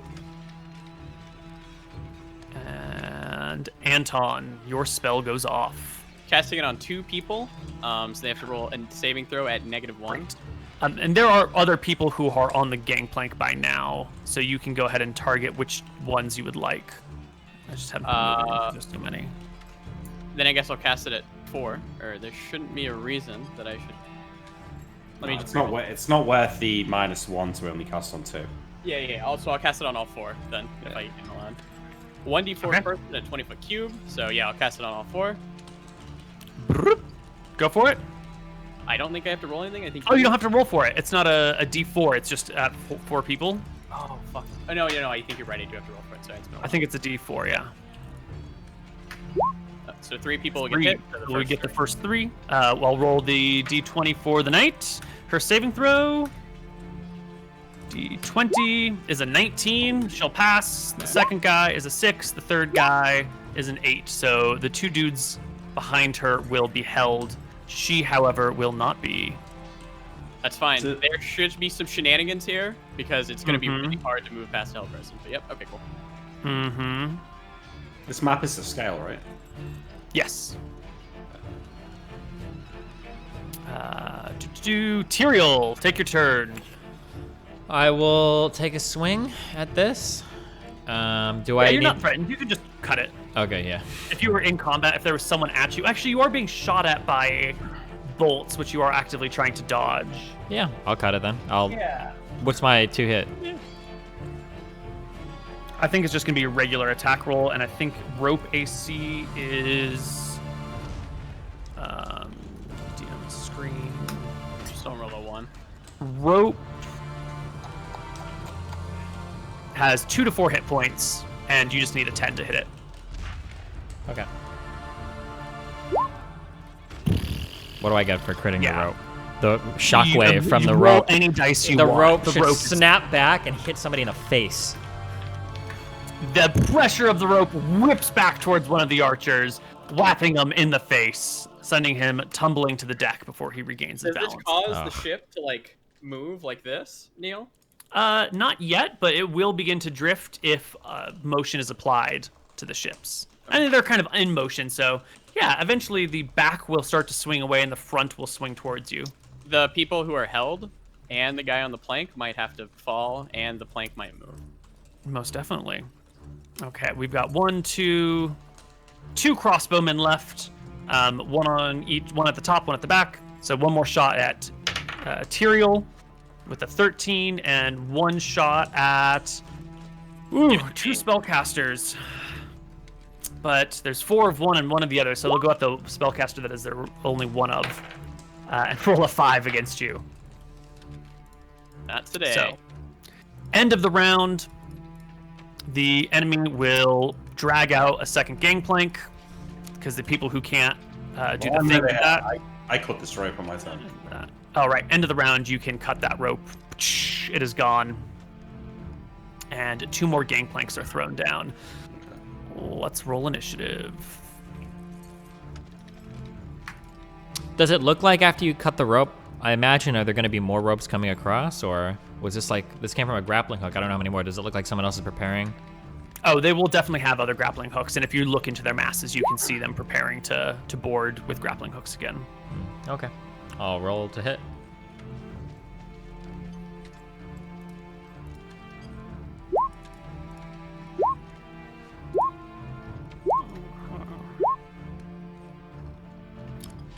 All right, everyone rolled initiative?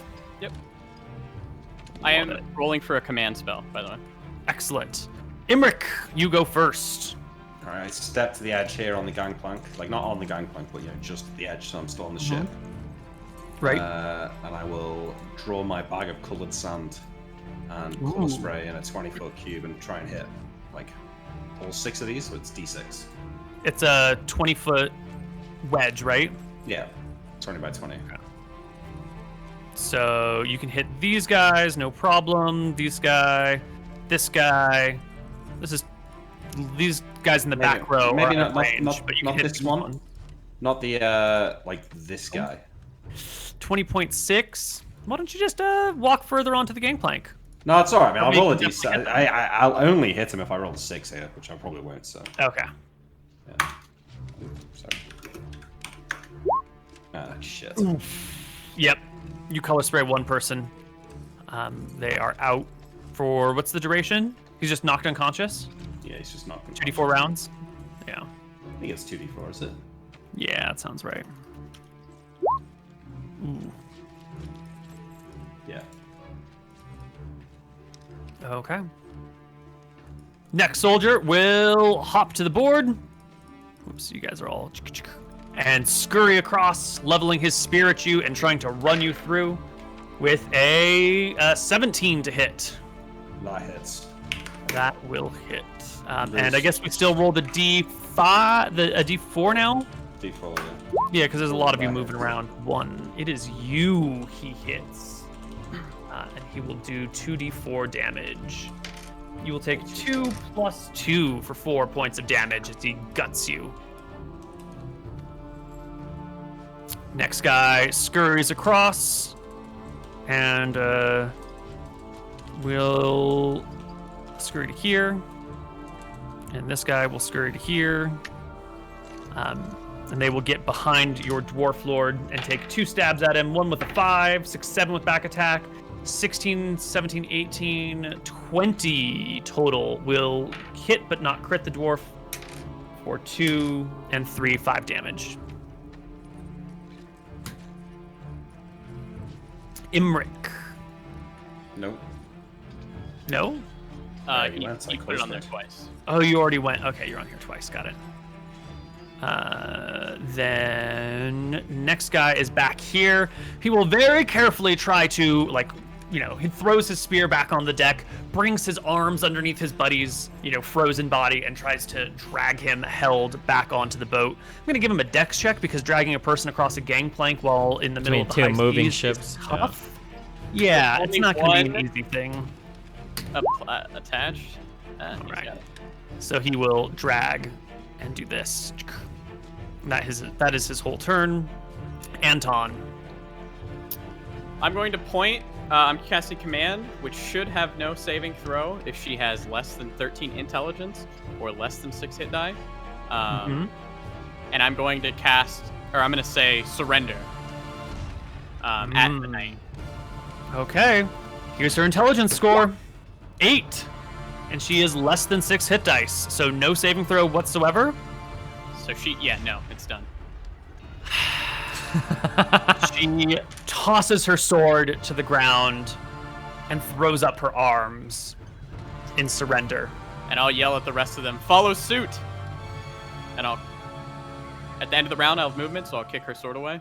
This is definitely an opportunity for us to roll a morale check here, because we're in war. They are aware that there are spellcasters and clerics, and these things can be done. However, when your commander surrenders, you generally surrender as well. But they're facing a cleric, so we're going to use a morale check to see if they can, piece it together. If they feel like it's a spell, or if they feel like they should follow the orders. It's a roll of 2d10, and we want to roll below. A roll below the morale value means they pass. A roll above means they fail. And humans, soldiers, not a sailor. Will we have any bonuses on this since it is their commanding officer surrendering? Yeah. Soldier has 11 morale, and we're going to have some modifiers here. Let's see. So 11, they've not been abandoned by their friends. Their most powerful ally is not killed. Leader. They outnumber their opponents 3-1. So they get a +2 to the morale, which brings it to 13. However, there is a spellcaster on the other side, so they get a -2, so they're back to 11. Is that stacked with 2 spellcasters on the other side, or no? No, it's just if there's magic on the other side. Let's see. Creature was not surprised. No extra checks. No defensive terrain advantage. Not really defending a home. None of these things other apply, so it's just going to be a 2d10. They want 11 or lower. Why don't you roll it, Anton, since you're the one casting the spell? Above an 11, and they fail the morale. Nope. All right, they hold fast. They think it's a ploy or something else is going on. Either way, they've got the numbers. They can rescue their captain, even if you've taken her hostage. But she will lose her round and is disarmed. Next soldier will come aboard. He's actually going to go past the dwarf and try and push his way up here to fight Imric. Tyrael. Opportunity. This dwarf can see it coming. He's probably positioned so he's facing the this way because he's right between the two. So as the one guy runs past him, he'll take an attack of opportunity, a swipe with a 20-something to hit, easily whapping the guy for 5, 6, 7, 8 points of damage, which will not quite kill him.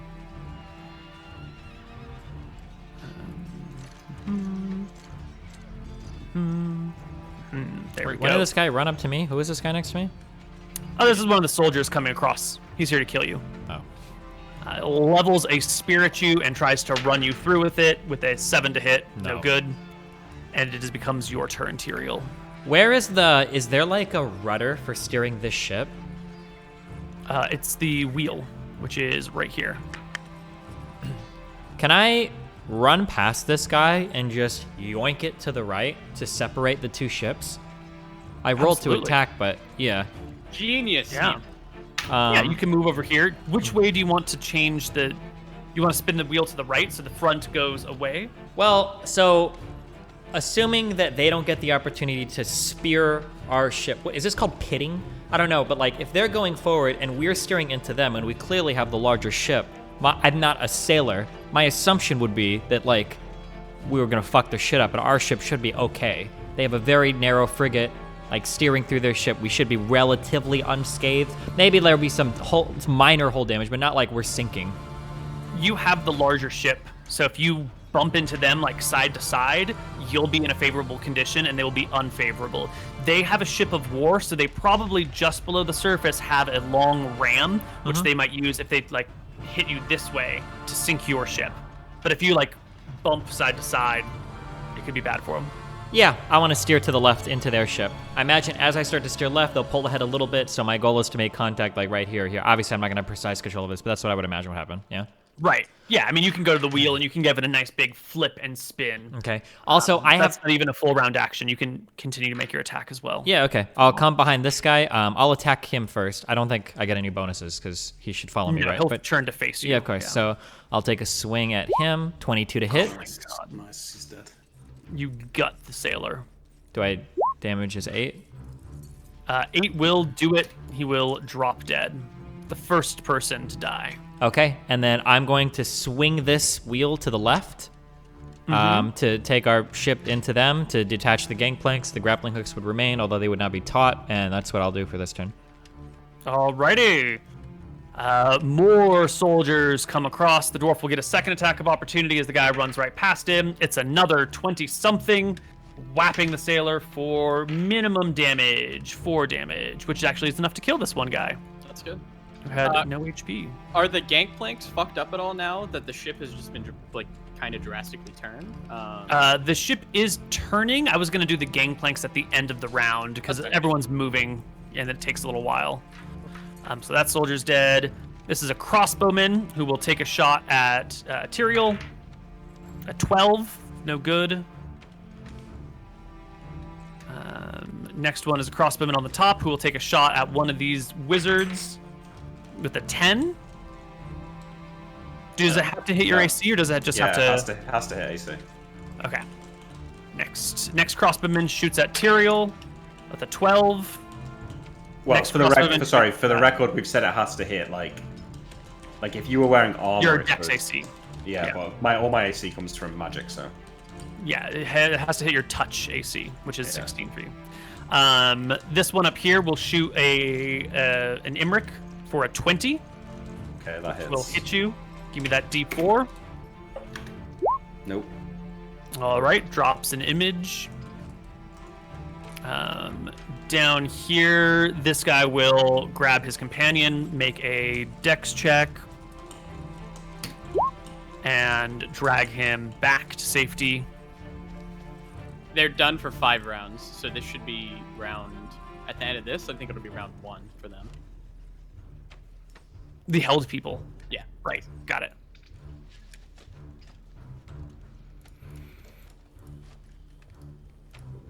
Okay. Next crossbowman fires across the planks. It is a 14 against you. Nope. Nope. Okay. This guy is held. Or not held, what do you call it? Color sprayed. Imric, can you move Yes. one of your, or can you move in between me and the knight? Next round, I'm gonna cast a dictate. This is a 16 against Yeah, the I can try soldier. to. There's not really a space for me there. 6 damage. I can move at the end of the round as well. Yeah. Okay. Wounding that soldier. Another crossbowman at Tyrael with an 8. No. I think they're getting the picture that Tyrael's AC is maybe a little bit too high, but they're rolling shitty. Next crossbowman at Tyrael with a 15, also a miss. Soldier comes across. I'm gonna put this guy way in the back, and stands over the body of his friend, trying to stab your dwarf companion with a 12. No dice. Oh, last crossbowman is going to fire at the back of the dwarf. 15, 16 will just barely hit the dwarf from behind for 7 points of damage, max Gotta be damage. Careful with our dwarf here. He is near to dying. I just forgot to skip ahead. Sorry, that wasn't at the dwarf. That was at one of the Imrics. I got my order mixed up a little bit. What did they roll? Imric, give me another 17. Oh wait, but they wouldn't have had back attack, so it would have been a 15, and that's a miss. Miss. There we go then. Misha, their commander, loses her turn this round, and the next soldier runs his way across, hops over here, and tries to skewer the cleric with his spear. 16 to hit. Nope. Okay, that's everyone. At the end of the turn, sorry, I said this. I was gonna kick the. I guess I'll grab her weapon.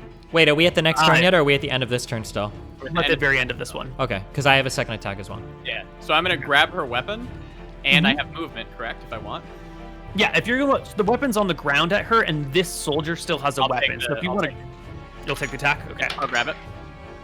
It is a 18. Nope. All right. And I'm going to step back this way. Sure. And you'll already have provoked the AO, so you have her weapon. I toss her weapon overboard. If Okay, that's you just allowed as chucked well. it into the sea. That's Okay. perfect. That's perfect. Because you got your sword, your I don't spear, wanna do- and your... yeah. Yeah. So you just chuck the weapon overboard. I want that shit gun. All right. Wait, what is it, like a super magical weapon? Too late. It's overboard. Not anymore. In the sea now. It's probably another +1. Yeah, who gives a Okay. fuck? Second attack. Tyrael. Second attack, Tyrael. I will come down here. We don't get our attacks didn't increase being a next level fighter, right? We didn't gain another. Yeah. No, you should have got a +1 to hit.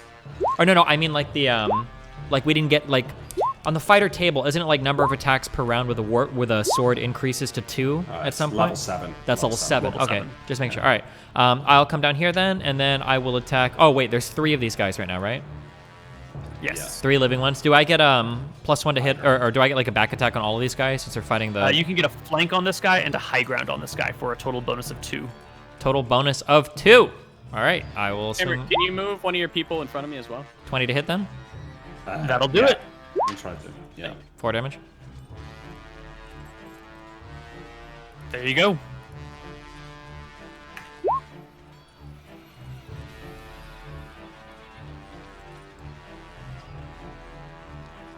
Oh, sorry. initiative. And party members, let's roll some initiative. Wait, are we seeing the ship move here? Yes, the ship will turn. That's a great point. Let's not forget about that. The bow will... Oops, that didn't work. Will turn like this. And I guess relative positioning, it might fall just a little bit behind as things do their thing. Now this is just awkward as everyone These 2 shuffles gangplanks around. are gone. I do believe the front gangplank will slide. I'm going to make just some saving throws for the gangplanks. This back one definitely falls into the sea. The front one... Okay, wait. Be bear in mind as well. Like- Our large ship is moving. They're attached to ours by a single rope in the middle of our ship. Like, the waves that are going to be caused by our ship moving, I feel is going to, like, move their ship around loads. There's no way these gangplanks have a good chance of staying in place. They have to have a good chance. Or they need like Right, they're decks. going to have a terrible chance of staying in place. Yeah, they're most likely going to fall. Absolutely, 100% agree. Yeah. Okay. Why don't you roll me 2d20? They each need a 16 or higher to stay in place. we sure about Someday. Nick to roll it. They're do both it. gonna stay. Go do it. No, you do. You. No, I want to roll see you it, do it, Nick. roll it, Roll it. roll it, Nick. Roll it, Nick. Come on, Nick. So what do I need? They both need to be above 16, and this is for each one. 2d20. 16 or above for each one to stay in place. Oh, okay. Oh. No, it was just a Oh, 1d20. Just No, one, it's just- fine. Oh. They all go down. You got it. I got it. Don't worry. Which means one man will fall into the sea as the ship turns. He just tumbles into the water. Everyone else stays on this ship. It looks like maybe the positioning gets mixed up. The ship rocks. Everyone gets moved around slightly. Initiative. We Yes, roll, Yeah, right? please. Do you think that has a chance, or is that good on? The rope, yeah, I will have the rope make a saving throw versus crushing blow. Let's see. Rope versus crushing blow. It needs to roll a 1 on a d20 to break at this point. So go for it. Actually, no, that's not crushing blow. This is a different sort of tension, right? Pulling is not the same as pushing. No, I've got the one here anyway. Don't worry. Oh, a 5. How is the rope attached to their ship? Is someone holding it? Is it another? No, trap? it's attached to what do you call it, a belaying pin? So a rope. specific thing that you'd use to tie the rope to. Do you think a 5 works or no? Yeah, I think a 5 would probably break that. Yeah. I was trying to look for a more appropriate save, but we don't have one. Yeah, I think the rope, either the rope will break or one of the pieces of wood to which the rope is attached will snap, and this section will go away. The cries from the sailors on the other side as the boat split apart are, I don't know, music to your ears, I would hope or assume. Wow. There are 4 enemies left on your ship, 1 man in the water, and what is that, like 12 on their side? Let's roll initiative. I already rolled. I did too. Thank you. Thank you. Nick goes at 10. So what are they going to do? They're gonna get Actually, fucked. Misha should have a 4 because she doesn't have her weapon, so she's rolling with 3 initiative. So Misha, their knight, will go first. She's going to take a look at the situation. The tides have changed. Her people can probably reattach and pull back on, but this is not the sort of situation she was hoping. So she'll grab a morale check as well. She's fucking with the cleric of Elthara too. She's not getting off easy on this one. Okay. It's a 15. You've already disarmed her. She's alone here. She will keep her hands up, turn and call back to her people to, lower the bows, stand down, and, yell at her soldiers here to stand down on your side of the ship as well. Put your arms down. Stop the bloodshed. Well, I have a dictate ready, so I would like to at least get my XP for that one. You're just going to keep casting your spell then? Yeah. That might continue the battle. Yeah, She's just calling let- for a truce right now, and you can end it if you do nothing. Well, she's calling for a truce, and I'm doing my shit, so. Okay. She surrenders and calls for a truce. I guess everyone's going to hold their action for just a moment to see what's going on. And you cast a spell. My Right? dictate will be throw your weapons overboard at them. Imric will technically go before you. Imric, were you going to do something? Oh, I technically go first, do I? Okay, so they're all not doing anything. Yeah, the Akubins are holding action, not like stopping, but bows are aimed, spears are readied to be thrown or stabbed. Gangplanks are grabbed, grappling hooks are spinning. All But right, they take okay. a pause. So I was reaching into my bag for a little jar of molasses, and instead I'll let it there, and I'll turn to the captain and say, "We accept your surrender. Sheathe your weapons, and you may live." Tyrael, you're the next person in the party to go. I'll lower my sword and back up a bit. Okay. The dwarf sees what's going on, and he will step to the first soldier and take his spear and toss it to the deck, and then move to the next soldier and take his spear and toss it to the deck. And then Anton goes. I do. Don't do I it. do. Don't do Throw it. your weapons overboard. I dictated Okay. to these people. I You're guess. gonna let your spell resolve. Yes, Koibu, I am. Okay. That's EXP, baby. All right, well then, we have a whole bunch of crossbow bolts coming your way. If it's clear you're going to keep casting spells, they are not going to bite it. 1, 2, 3, 4, 5, 6. What are you doing? They're just gonna cancel your spell. They're not gonna hit me, Nick. Okay. You have got good AC. All right, all 8 crossbowmen go before you, and while it looks like everybody's standing down except for the cleric of Elthara, the 8 crossbowmen all fire. They have +2 on this attack roll, so I'm just going to do 8d20. What's your AC? 22. Oh, they need a natural 20 to hit you? You got They're this. hitting me, Neil. Easy. Not a 1. Easy. Not a 1. A flurry of quarrels come your way, peppering dodge. around you, blocking off of your shield, hitting the mast, hitting the deck. I'll say, Valthara commands you to throw your weapons overboard. Tell us about Dictate. How does it work? They have a save to negate. It's up to 6 people in a 20-foot cube. So, Okay. well, I guess Caster's not limited to a single word, can issue an order of no more than a dozen words in length. All specified targets who fail their saving throw must attempt to obey the caster's instructions. Thread on your weapons. So I'm going to do Seize it that if whoever has a weapon in like a 20-foot cube or whatever. That is an enemy, obviously. Right. So you could do these. This is 6 right here. I'll do those. These 4 have weapons. This guy's held. This guy has a weapon. Yep, I'll do those. Okay, perfect.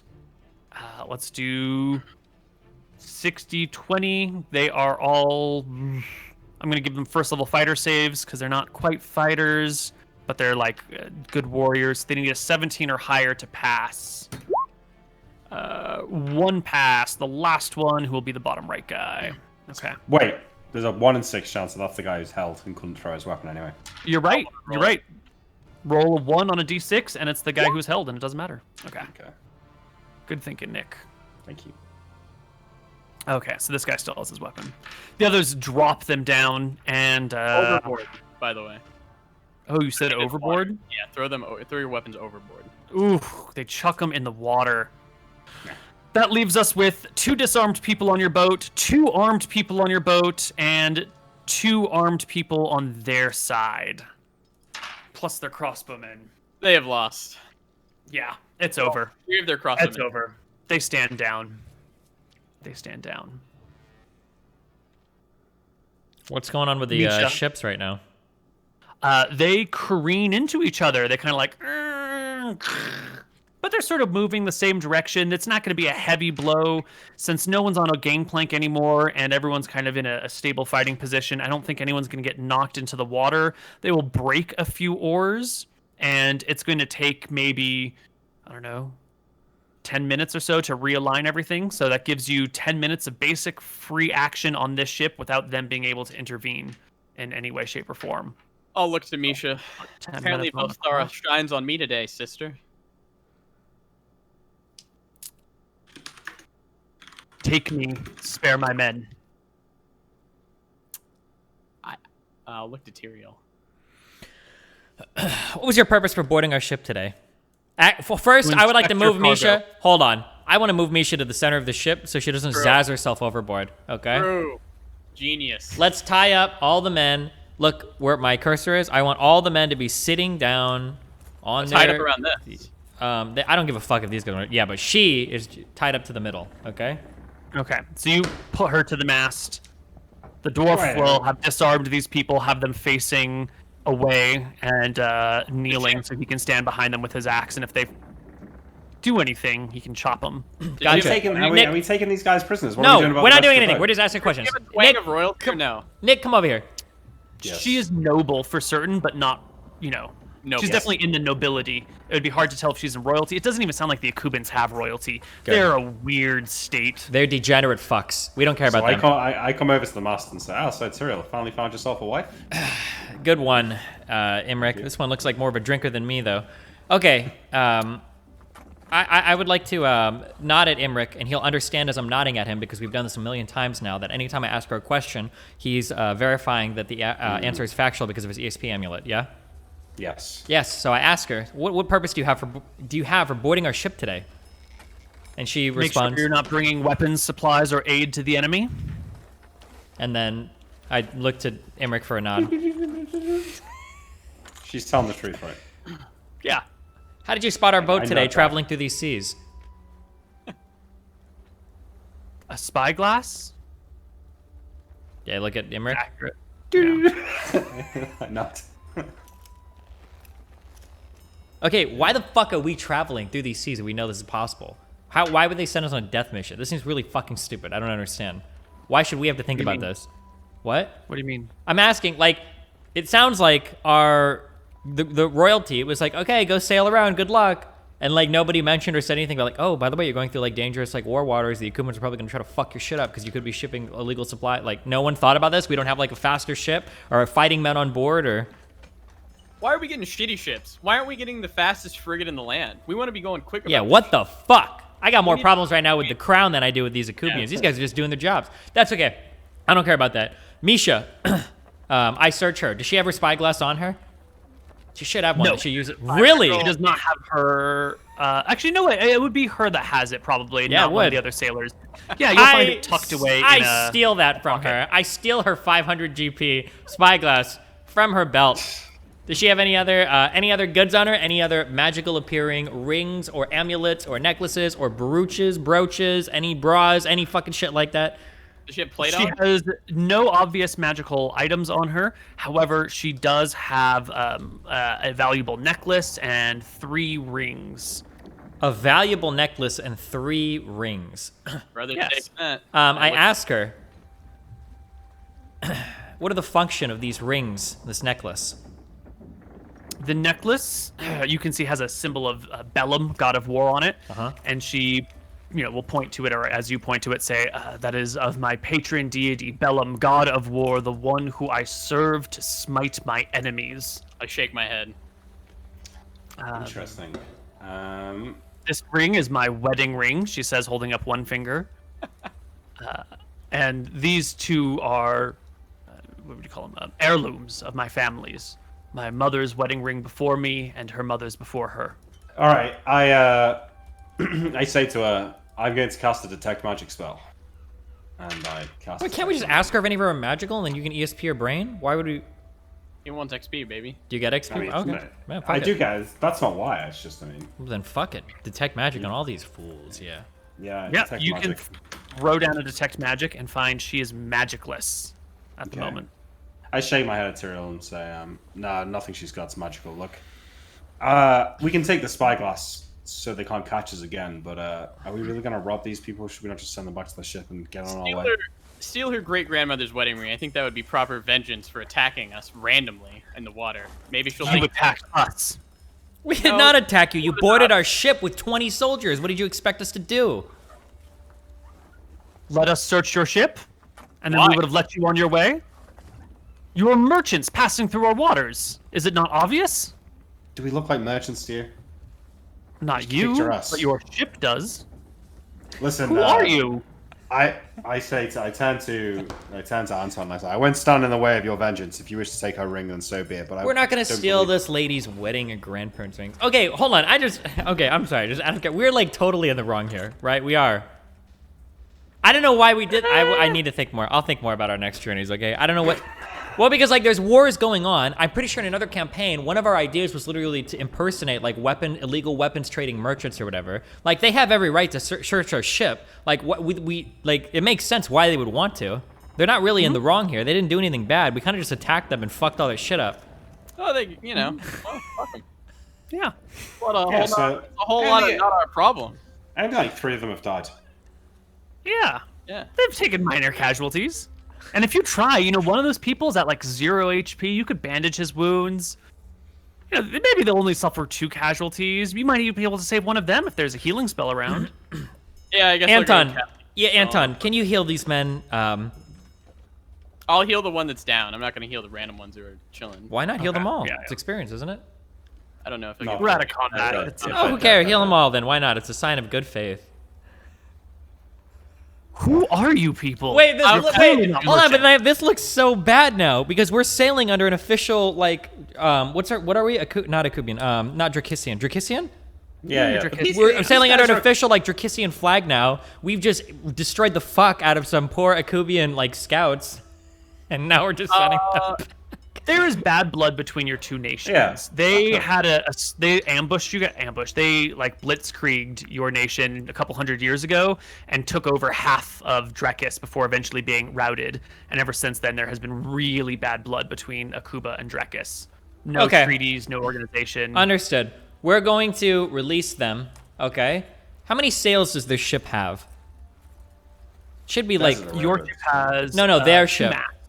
Oh, 1 mast. Can we damage a mast so the ship's ability to move is greatly impeded, but not such that they'll be stranded forever here? Absolutely. They have oars and a mast, so if you destroy their sail or their mast, they'll move more slowly. But Okay. they'll still have oar power so they can get around. Because I want to be able to traverse all of these waters without them being able to sail back, alert everybody, and then come fuck us up for real. Does that make sense? That should be possible, doable? Or I'll ask the captain. Okay, they're all tied up. We'll help your men. We'll fix you up. This doesn't need to come to the bloodshed that it has come to. We'll set you free. I'm going to keep the spyglass because I don't want you guys trailing us for obvious reasons. We're going to destroy your mast because we can't have you going back to your shore, alerting a whole bunch of other ships to come chase us. We'll be back in a moment. We'll return you, all of your men to your ship, and then we'll all be on our way. Does that sound good to you? Misha? You'll return me to my men? We'll return you to your men. We have no use for keeping you. We don't mean any of these issues. Our job wasn't to come here, destroy a bunch of Akubian soldiers. We're just sailing around this peninsula or whatever this is. We don't want any trouble. It's just a terrible Most honorable. misunderstanding.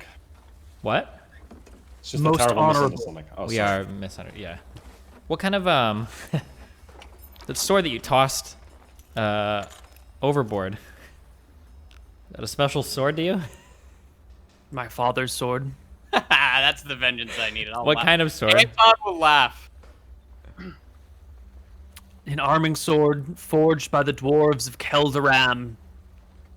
Not a magical sword? No. Okay. You and your father's memory will be just fine then.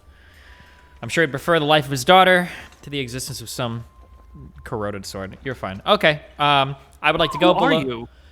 Don't worry about who we are. We are the people that are sending you back to your ship, and we're going I to sail am. around. You kind of lost the right to ask us any questions when you boarded our ship and lost the fight, so you're just going to go on your way. You're going to be thankful that we're releasing you, and we're all just going to pretend this never happened.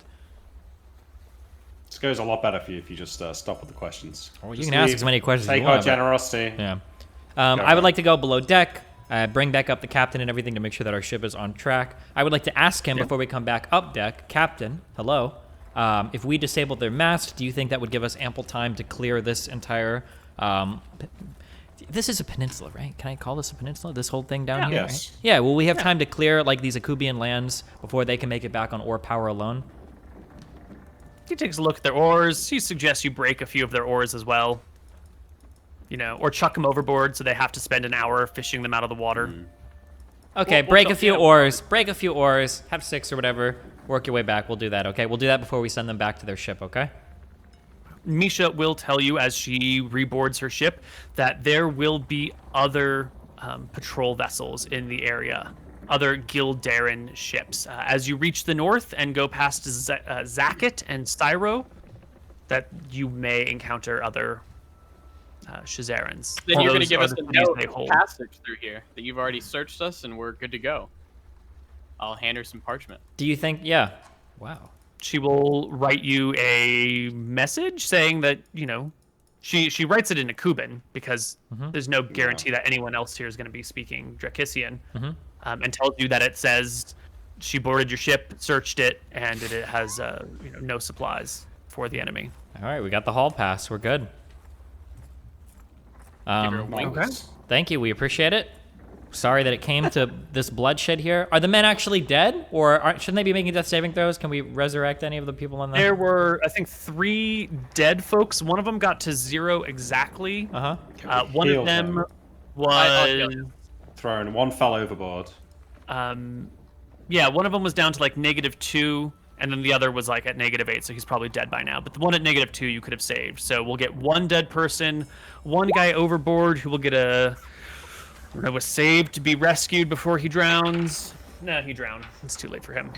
I nod to Emmerich. She's writing the correct note, right? She's not like yeah, writing. I speak a Cuban, so I'll read them out once she Okay, writes okay. it. Yeah, the section about searching your ship for the wares is not actually entirely accurate. She says that she encountered you and trusts that you are not here for to support the enemy. Good enough. I make a right? show of reading it in a Cuban in front of her, and then I'll nod back to Tyrion and say, "Seems fine." She is appropriately shamed before you for being caught in her lie.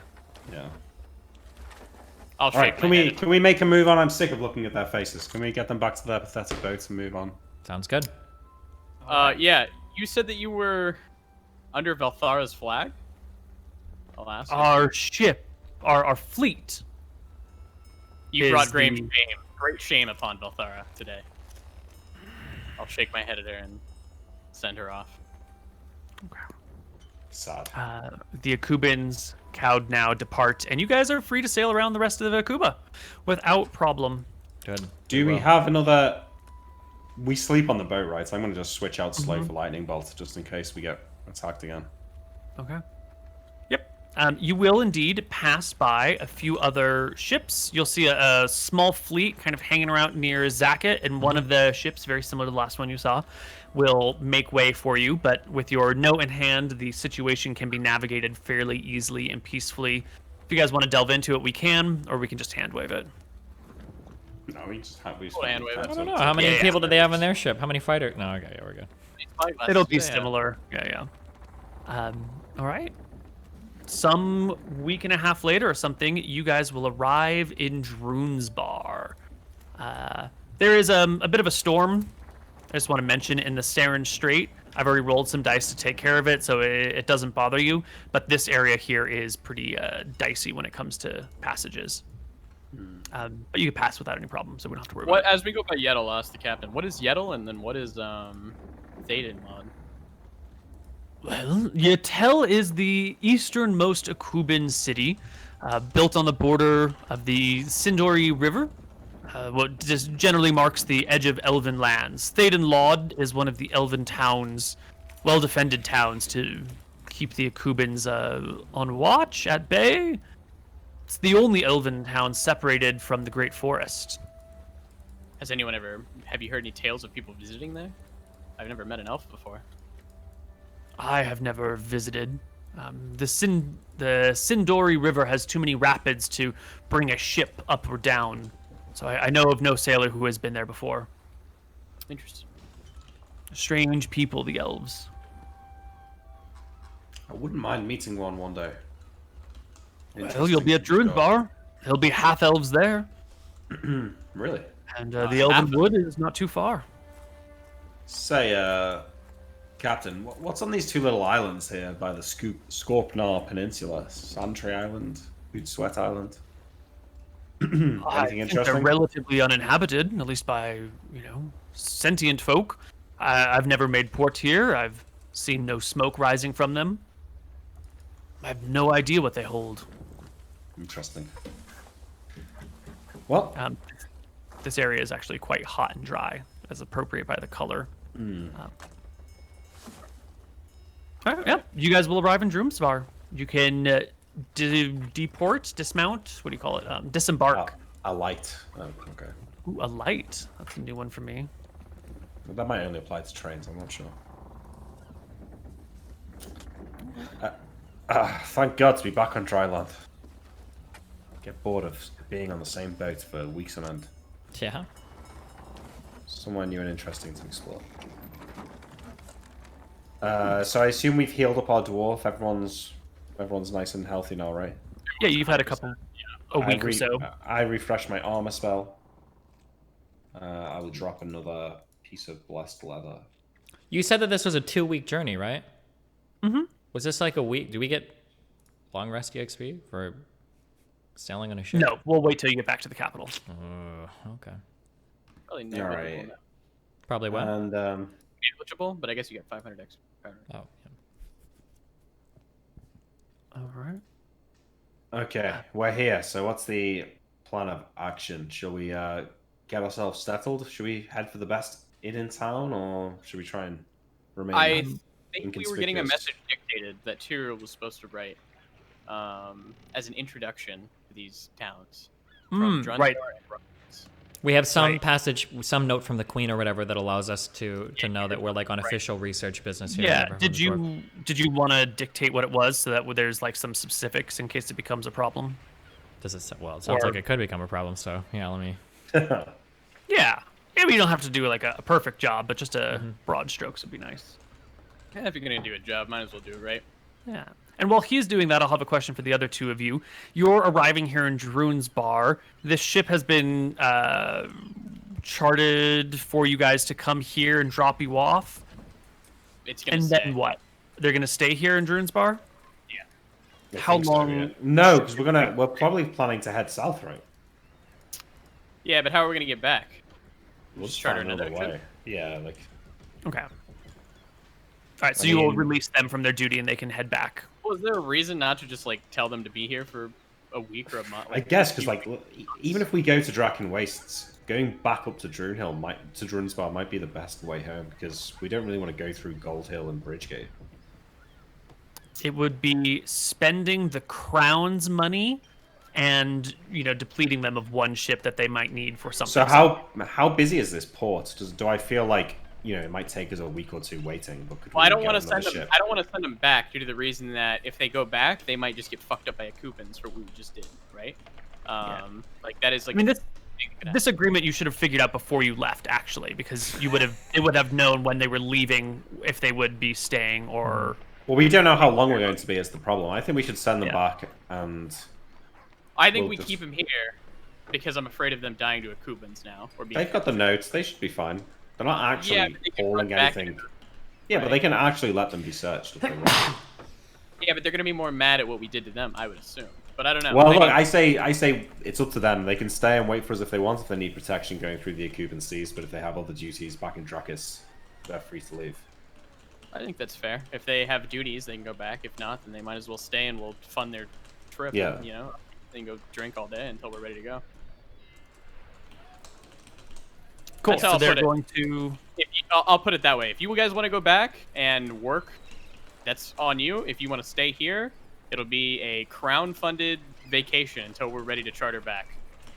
In a few. That's an interesting prospect. A crown-funded vacation to stay in Druinsbar. The captain says they'll wait for you. Let's see. When you arrive, it is going to be.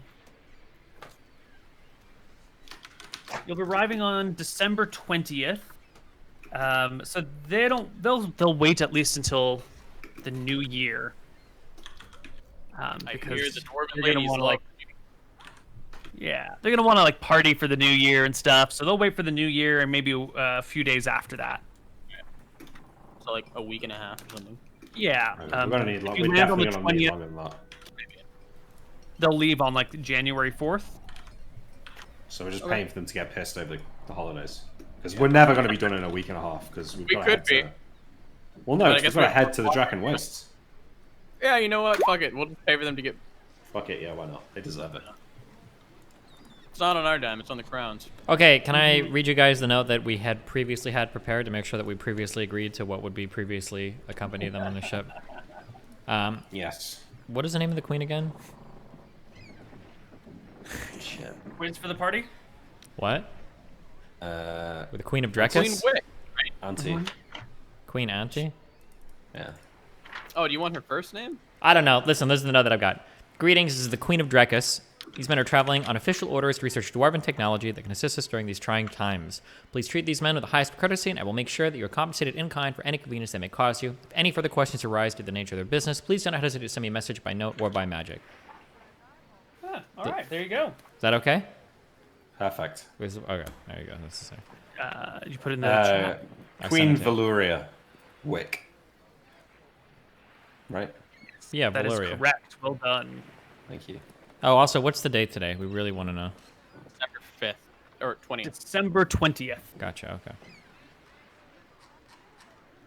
All right. You arrive in Druinsbar. You step off into the predominantly human town. You will be greeted at the docks by some armed warriors. Standard protocols, a new ship arrives. Someone's got to pay docking fees. You got to, see what's going on. They ask you the general questions. You can produce the note, and they can detect the accent in your voice. You guys speak. What are the languages you all speak here? Halfling and Drekisian. Eridonian, Drakisian, Akuban. Eridonian, Akuban. Yes, Yeah. I think Yes. The docksmen are multilingual. They speak all of the major languages, so you got them covered all the way. And with a bit of a surprise, seeing people with a message from the Queen of Drekis, they make way for you, tell other people to stand by, and even appoint a soldier to escort you wherever you need to go, if need be. Would you like a guide, a scout through the town? We would happily. No. We'll be fine with that. Hello, everybody, and welcome back to Tombs of Scoria. As we last left the party, they were asking the harbor master where they could find a good inn in town, and the harbor master pointed them to the Karsa Inn. Perfect. That will do nicely. And no need to escort us. Your directions will suffice. Of course, I won't mention to anyone other than his lordship that you are here. It's not a great secret. We just prefer to avoid the fanfare. Of course. His Please be on your way. lordship? I thought you elected a mayor. His title is his lordship, but he is elected on a annual basis. Got it. All right, and then we head into the town, dwarf in tow. Replace all those pronouns with feminine pronouns. The mayor is a woman. Nice. Okay. Yeah. All right, you can make your way down the road, past the big fountain in the middle of town, hook a left, and sure enough, the Karsa Inn is there. You can come on into the jam-packed inn and tavern. The common room is filled. There appears to be some sort of group up on the stage doing some sort of a musical performance. It's a pair of half-elves and a pair of humans. One of the humans just kind of like standing nearby looking mean and intimidating. And the others are all up on the stage playing, a lute and singing, and one's got an ocarina. How good is it? Quite good, actually. It's a rather on the, it's weird foreign, like, half-elf music or something. It's elves on stage with one human and one human standing by, not half-elves. So it's got, like, strangely haunting forest melodies to it, and kind of like this earthy jazz flute style thing that might appeal to some people. Yeah, 2 full-blooded elves. Wow. That's a spectacle. Wow. Mm-hmm. I will gawk. I guess I make my way to the side of the bar and try and call over the proprietor if I can see him or her. Yep. A elderly gentleman, kind of heavy set, with a big belly that bounces as he moves, comes on over to you. His long white sideburns come almost all the way down to his chin, and he puffs at you in Eridonian. Hello there, stranger. What brings you to our lands, and how may I serve you? Give him a nod and reply in Eridonian. Thank you for the warm welcome. This place is certainly interesting. Look, my friends and I, there's 4 of us. We're wondering if perhaps this fine establishment had 4 rooms, perhaps for a week or so. I can see that you look very busy, but I can assure you that we will be happy to pay an elevated rate and that we are here on important business. Well, if those are your conditions, I'm more than happy to oblige. We'll make room for you, whatever it takes. Our typical rate is 5 silver a night. So... Make it 8. Make it 8. 8 silver a night. Of course. He's 4 beginning rooms. to detect a hint of nobility in your accent, even though neither of you are speaking your native tongues. He's catching on to your importance. Yeah. Anything else, my lord? Don't suppose you've got a table down here that we could have? Clear out some of the... The riffraff. We have a traveling band through here. Most of the people are here to see them. But if you'd like, I could clear some space in my house, which is attached. If you'd like a private room in which to conduct business.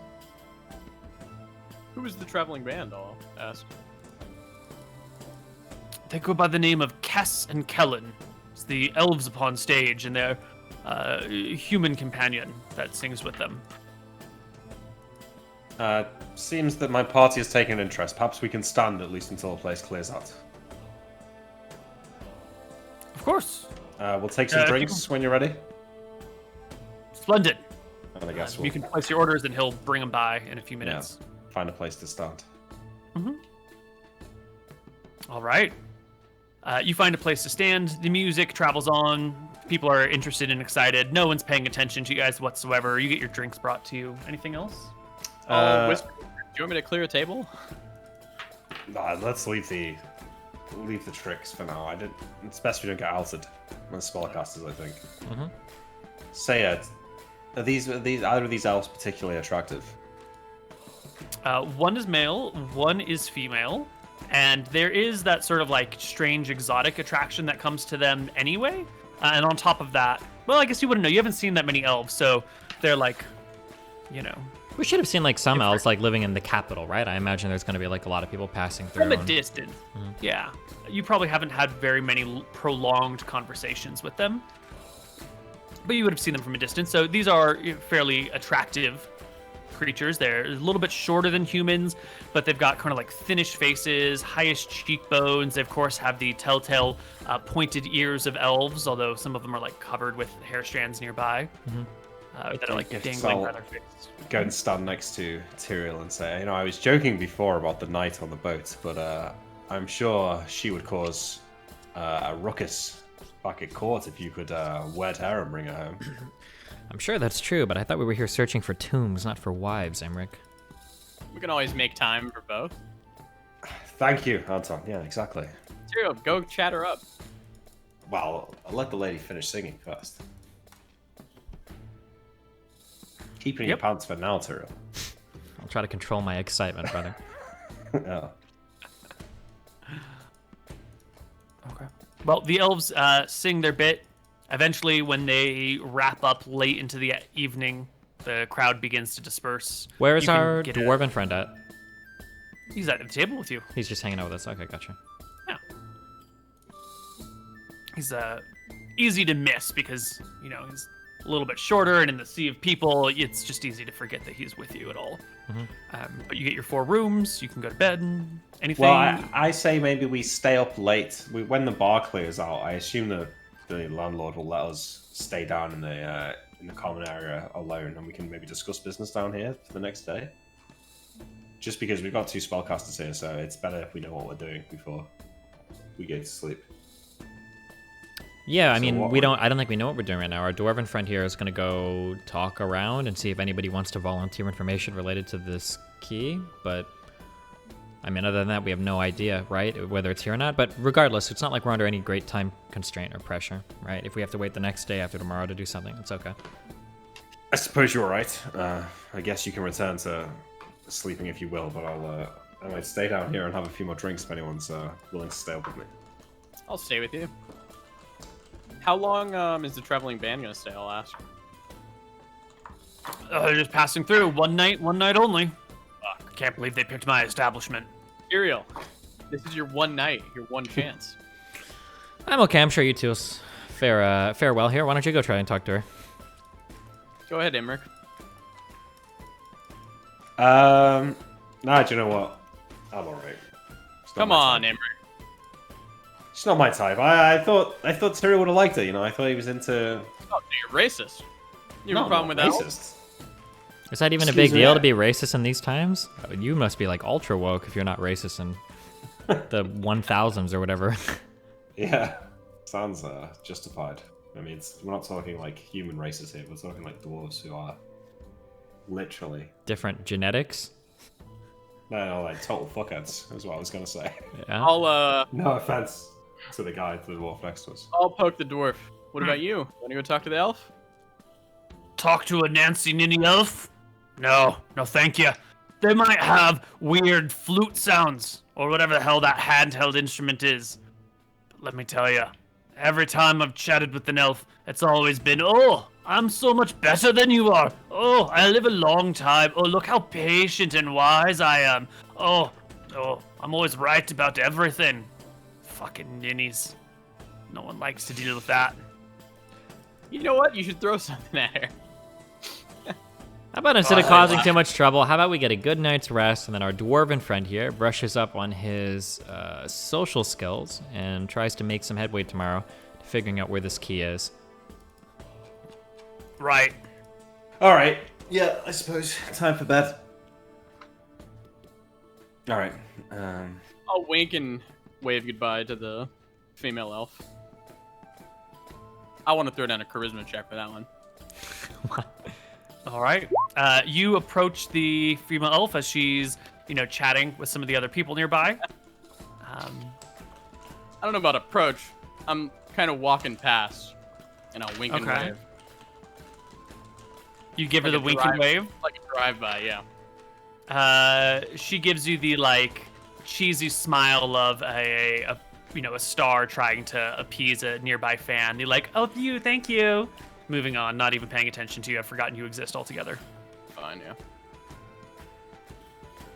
You know, the look Destiny gives me every day after we end the show. True.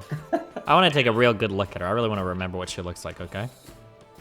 All right. She has silver hair, kind of a silver blue palette to her eyes. She's right-handed. Yeah, that's good know, enough. she Okay. Just want to remember her with some face really well. recent toys. Yeah. You've also noticed that she's got a suit of leather armor on, and she carries a pair of scythes at her waist. Nice. So she's armed and armored. Good. I like it. Okay. I'd like to roll something to see if I can tell that Tyrael has given her a good once-over. Just Yeah, looking at her. Yeah. Anton is very suspicious of Tyrael now.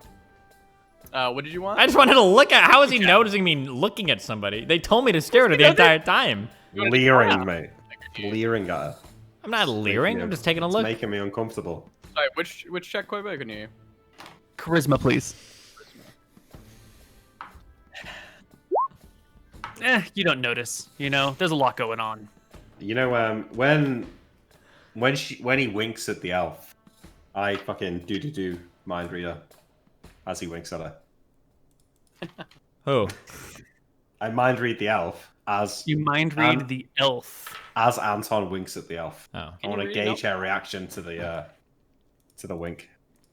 It's the like automatic physical response to seeing an adoring fan without like actually spending any brain power on it whatsoever. He does not enter her thoughts. Okay. She That's actually is better than busy, I you know, like expected. chatting to her people. She doesn't notice those walking by. Sounds good. Well, she isn't disgusted, Anton. So That's pretty good. yeah, It's better than normal. I know. Really Slap you on the making back. headway. Nice work, brother. All right, well, I'm going to bed. Anton Alright, will go you to guys- the room, lock the door, and go to sleep. Are we all in the same room or are we all in different rooms? No, we're all in different rooms. We're all in Anton's different now- rooms? We got our own rooms, yeah. Quite if I have a secret mission I'd like to go on at night. Let's hear it. All right, middle of the night. Okay, I would like to get up and I would like to don my hat of disguise. Oh, Great. my And I would God. like to turn into a picture-perfect version of that singer lady. I would like you to know that I was suspicious IRL, so Anton would probably be fucking suspicious. Yeah, in game too. Is this just a bit of like brotherly incest, just a prank? What do you mean? I don't know. We'll see where it goes. I would just like to don my hat of disguise, and I would like to turn into a picture-perfect version. But I would like to wear a little bit something less armor, more cleavage. Did we? Sure. I don't remember how the disguise works. Can you become identical people? Identical people. Or, like, can you become a specific person or just a generalized thing? I don't remember. I'm pretty No, sure I it's get to specific. choose. Yeah. Because you did Cassandra, right? All I remember, or all I wrote down in regards to this is 25% of height up or down, 50% of weight up or down. But then other than that, I facial think features highly mutable. Yeah. Okay. Change to appear as one of these Just praying you things. don't wait. Item. Powerful. You're not even gonna enter my room. I locked the door. Yeah, so you appear as the elf woman, except Mm-hmm. the leather armor's gone. The bust has been increased to size. mm-hmm. Got Two that sizes. water wonder bra on. I would like to be outside the Anton's door.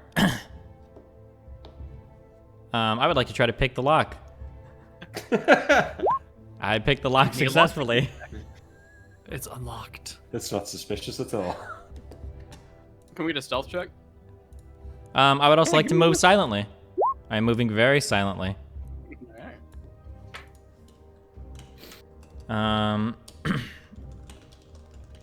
This is What? You wanted to fuck with me? Now I'm gonna fuck with you. I would like Enter your to. brother's bedroom. I would like to the middle walk of to the the night. side of the bed, and I would like to kneel, and I would like to shake Anton awake, and I would like to say in a very soft voice, "Anton, awaken." Anton will wake up and be in disbelief, Koibu, at what he's seeing, and he'll try to he'll try to disbelieve it. What do you The want? elf woman who wasn't here, or who had no interest in you earlier, is now at your bedside. I don't He winked holding at on me. to you. What do I roll? Give me a spell save. Okay. Saving throw over spell. No way. You try to disbelieve it.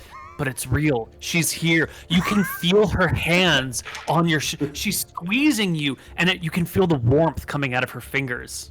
Actually, it's going to be cold fingers on your warm arm, drawing the heat from you. It has sight. It has smell. There's a scent to her, although it kind of smells like sweat and travel. But there's sight, smell, temperature, sound. She's Getting real. your ass fucked, Steven. What the fuck? I would like to lean in softly and say, I noticed that you winked at me earlier. Did you find my performance acceptable? Anton will go, my lady, I didn't even think you noticed me. How did you get here? How could I not notice? Conquer all. How could I not notice somebody with such striking features? You seem as though you've been through such a harsh life, and I would like to gently caress the scars on his face. Don't look at those. Turn off the lights. Anton will put his hand over him. I'm deformed. I'll grab his Idiot. wrist and move his hand away, and I'll say, no, of course not. These are some of the most special and unique markings I've ever seen in a man before. Certainly, you've noticed that us elves are all boring. We all look perfect and the same, but you humans are so much more varied with the way that you look.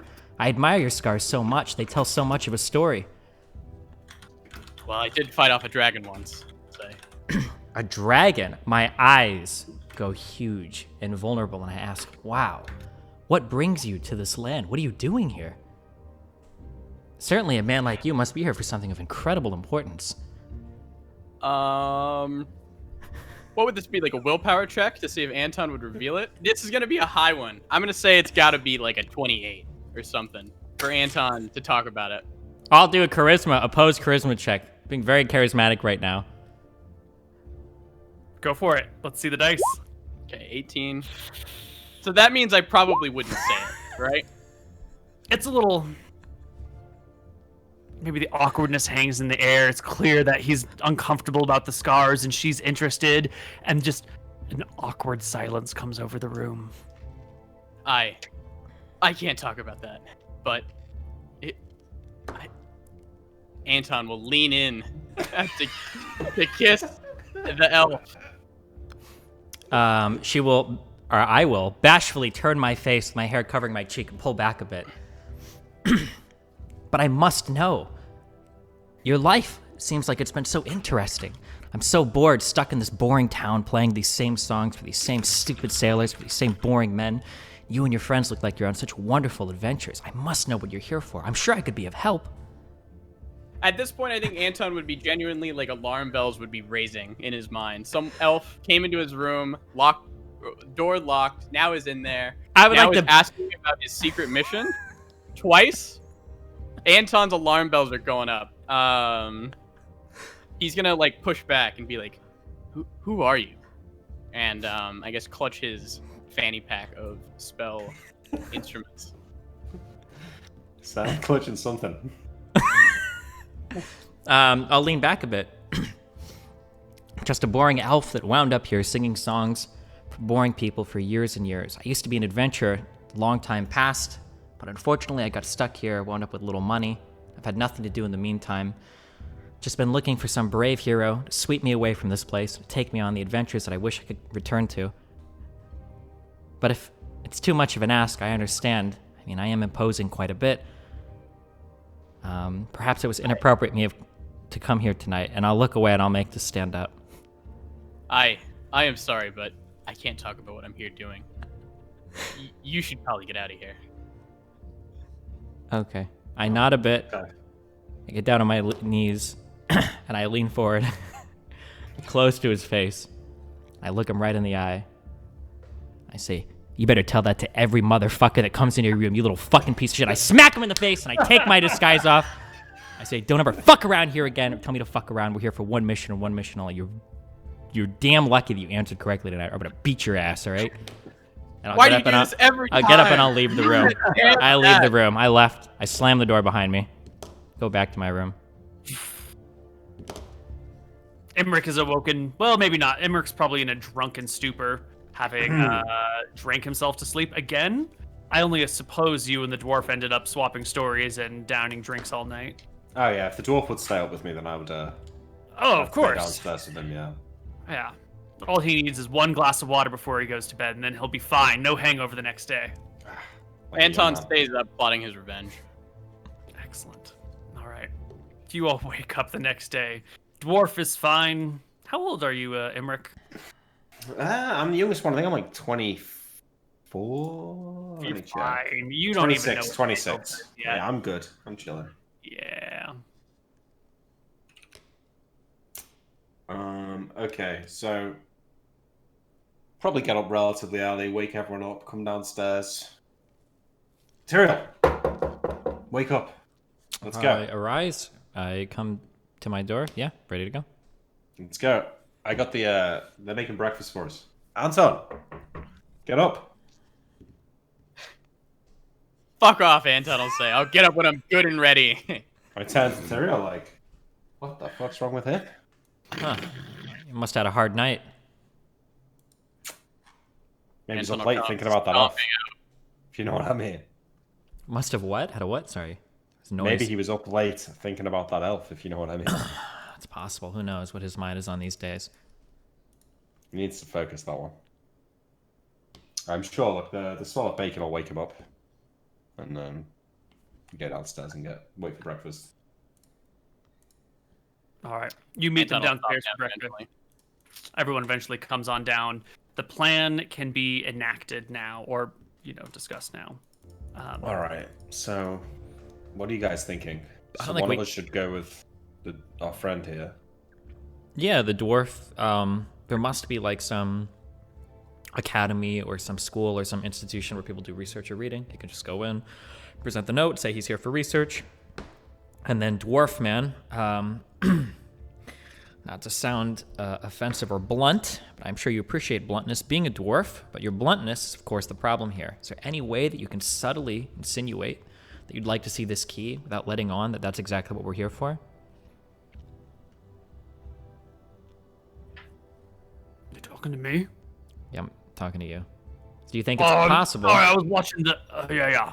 Do you think it's possible that you can ask questions and try to get them to maybe reveal or talk about that key in such a way that it's not plainly obvious that that's what we're here for? I suppose I could. I'm interested. We're here looking for, how'd you call it? Big 10-pound metal key. Probably not too many like it. No, we're here to create a storage device, right? We're just here Research for a researching storage your device. wonderful dwarven technologies for anything that can help us, the effort. That's what the letter says. You can read it. I hand him the note. I don't imagine it's sealed because he'd probably have to produce it multiple times. So he can read it over if he wants to a few times. Yeah. Yep. Tyrael, you read them over. maybe you should accompany him, and I could lend you the amulet. Maybe if they're trying to hide anything, you'll be able to scope it out. Or do you think you should go alone? It's a good idea, sending two, one with the amulet. Yeah, I suppose I can go with him if he's okay with that. Sure. Yeah, I'll hand you the amulet. I don't know. Out of game, having Koibu just running around having a ton of conversations with himself sounds really entertaining. I was about to say one of you guys should play the dwarf for these conversations. Otherwise, the next hour is just going to be Neil talking to himself in front of you guys. Sounds okay. Yeah, I'll go with the dwarf. Sure. I can get you partway there if you want. No, that's but right. it'd be more fun to have You someone do else talk when to you're an NPC. You're OP. You got everything under control. But okay, yeah, we'll go with you. I'll go with him. Sure. And then Anton, maybe you can check out any temples in town. Yeah, do you want to come with me, or do you have an idea? I'm just gonna maybe walk around invisible, see what I can. Maybe I'll follow you. Alright. Maybe I'll follow Tyrael. Split the party. Before we head out of this tavern, I'll don the hat of disguise, and I would just like to look like a nondescript, ordinary man. Just roll the dice on like just blonde hair, brown eyes, just random, whatever shit. Yeah, just random Yeah. NPC. Yeah. Human. You'll Somebody fit in that doesn't town, look you'll like walk me. around. Wait, you can have Yeah. brown eyes and blonde hair naturally, right? Sure, why not? Okay. Yeah. And I'll cast invisibility as we're all leaving, and I will follow Tyrael and the dwarf. Okay. So you follow Tyrael and Dwarf invisibly. Tyrael is dressed as a random person. He's going with the dwarf. Anton, you're doing what, per se? Exactly. I'm gonna go visit the temples. Revisiting But before we all leave, I want to have a quick conversation with Imric just alone. Just be quick. Just be a quick aside. Yeah. What's up? What's up? You know, Tyrael tried to sexually assault me last night. He's taking that hat of disguise. You said what? Tyrael came in my room last night disguised as the elf, and I swear he tried to fuck me. I resisted because I sought something up. I'm just letting you know. You got to be careful. That's terribly sad. That's terribly sad. He's going too far with that hat. I always wondered why he never found a wife. Maybe this is his way of exploring certain ideas. No, I'm just not. I don't think we should judge him too hard. On our way out, can I ask the tavern, the barkeep, where that lady elf actually stays between shows? She is just traveling through town. But they must be like staying in a tavern or something. I don't know which one. Down the street? Before we had, I'm sure we have, like, it's early morning. Before we have some time, can I find where she's staying? I would just like to have a brief conversation with her. Yeah, if you ask around, if you're willing to, like, ask people in the streets, you'll be able to find it. They're the talk of the town right now. Yeah, you can go on down to their tavern where they're having breakfast. You'll see it is 4 people, 2 elves, 2 humans, and they look very coupley. It looks like each human is married to an elf. Not being disguised now, can I try to, is it appropriate to engage them in a conversation? So maybe I would like flag down their table, but if they're too busy or whatever, I don't want to, Yeah, they're having breakfast. You can approach their table. They're kind of used to it. Yeah. And the female elf will speak up and be like, oh, hello. You must be another visitor. Fan. In fact, I am. I was wondering if I could pull you off to the side for just a brief moment, for a brief conversation. I have a simple proposition for you. It won't take more than 30 minutes of your time. Of course, I'd be glad to pay you for it. Just like to make a very quick and simple request on behalf of one of my brothers. Please. Okay. So I imagine we stand off to the side. I don't care if the other people can hear us necessarily or not. It's fine. I have a younger brother who had dreams of being a musician. He grew up and he practiced a lute for many years, and he was becoming quite proficient in playing, but unfortunately, there was an accident, there was a fire at a barn. He ran in to save some of the animals, and he wound up scarred on his face. Because he was so self-conscious of how he looked, he never wanted to pursue anything further in music. He always thought he'd be too ugly to be on stage, especially alongside beautiful performers such as yourself. Oh, thank you. Now, what I was wondering, I know you guys aren't running a charity here or anything, but perhaps in exchange for a few pieces of gold, do you think it's possible that you could go over to that tavern and just maybe talk with or share some stories with my younger brother for maybe 30 or 45 minutes? Well, I don't know about 30 or 45 minutes. We're kind of on a tight schedule, but I think that's so sweet that you would care about your brother so much. What's his name? His name is Anton. He's very distinct. He'll have some fire scars. Even if for just a brief 5 or 10 minutes, I'm sure for maybe 5 gold, 10 gold, I'm sure it'd be worth your time. She takes a glance over to the heavily decked out fighter sitting next to her, who's got like chainmail and a longbow and a massive glaive next to him and an arming sword. As I notice her glancing over, I say to her, of course, you can bring any armed guards or anything you need. It's nothing funny. I just want you to have a quick conversation with my brother. Ransom, sweetie, would you accompany me? We can talk to this Tyrael? I'm sorry, Anton. Mouton. Anton. Anton. She's a busy performer. I'm sure she's got a million different, Yeah.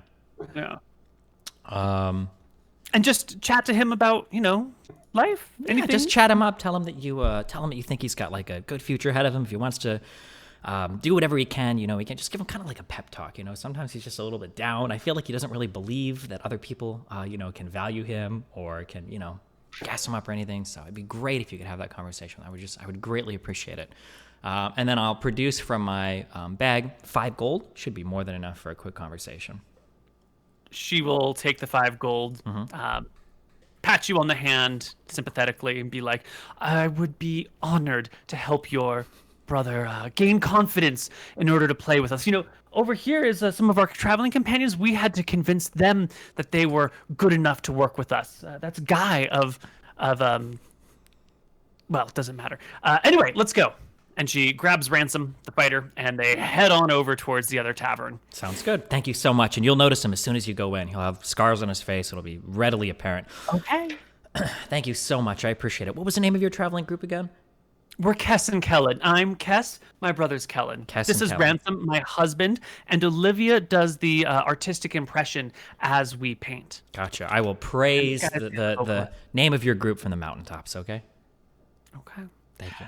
So she hurries out of the tavern with Ransom in tow, and moments later, she's coming into the one where you are there, MrMouton, and you see the elf from last night. I the have a woman look of of your dreams. disgust on my face. Behind her is a stocky bodyguard with a huge two-handed weapon and a sword at his side and like chainmail hanging from him. He looks like he knows what's up. That actually, I guess, confuses Anton because he knows Tyrio can disguise, but he's not convinced that another person would come. I'll let him come up to me, I guess. All right. She comes up to you and goes, "Excuse me, are you Anton?" I'll try to disbelieve. Give me that saving throw. Sorry, one second. It doesn't matter. It's gonna fail. Yeah. You try as best as you can, but she's here in the flesh. Her voice even purer than it was last night. I don't know what sick joke you're playing on me, Tyrio, but last night was enough. You already have. No, I'm sorry. There's been confusion. Don't speak louder. You've already disgraced this lady's image once, and now you've conned this guy into following you around. I'm done, Tyrio. I'm done with this sick joke, and he'll stand up and storm out. Wait, hold on. I'm supposed to talk to you and convince you to become a musician. The dwarf was right. All elves are ninnies, and I'll stomp out. Well, she is a little pissed. She goes over and starts to speak with the human fighter, who seems very chill. He's not like trying to start any business. He's not taking any personal grudges. And then she'll give back one last snappy retort. Well, you were never going to be a good musician anyway, not with that sort of attitude. It takes real artistic talent to see things in other people, and you have none of it. I'll keep stomping away.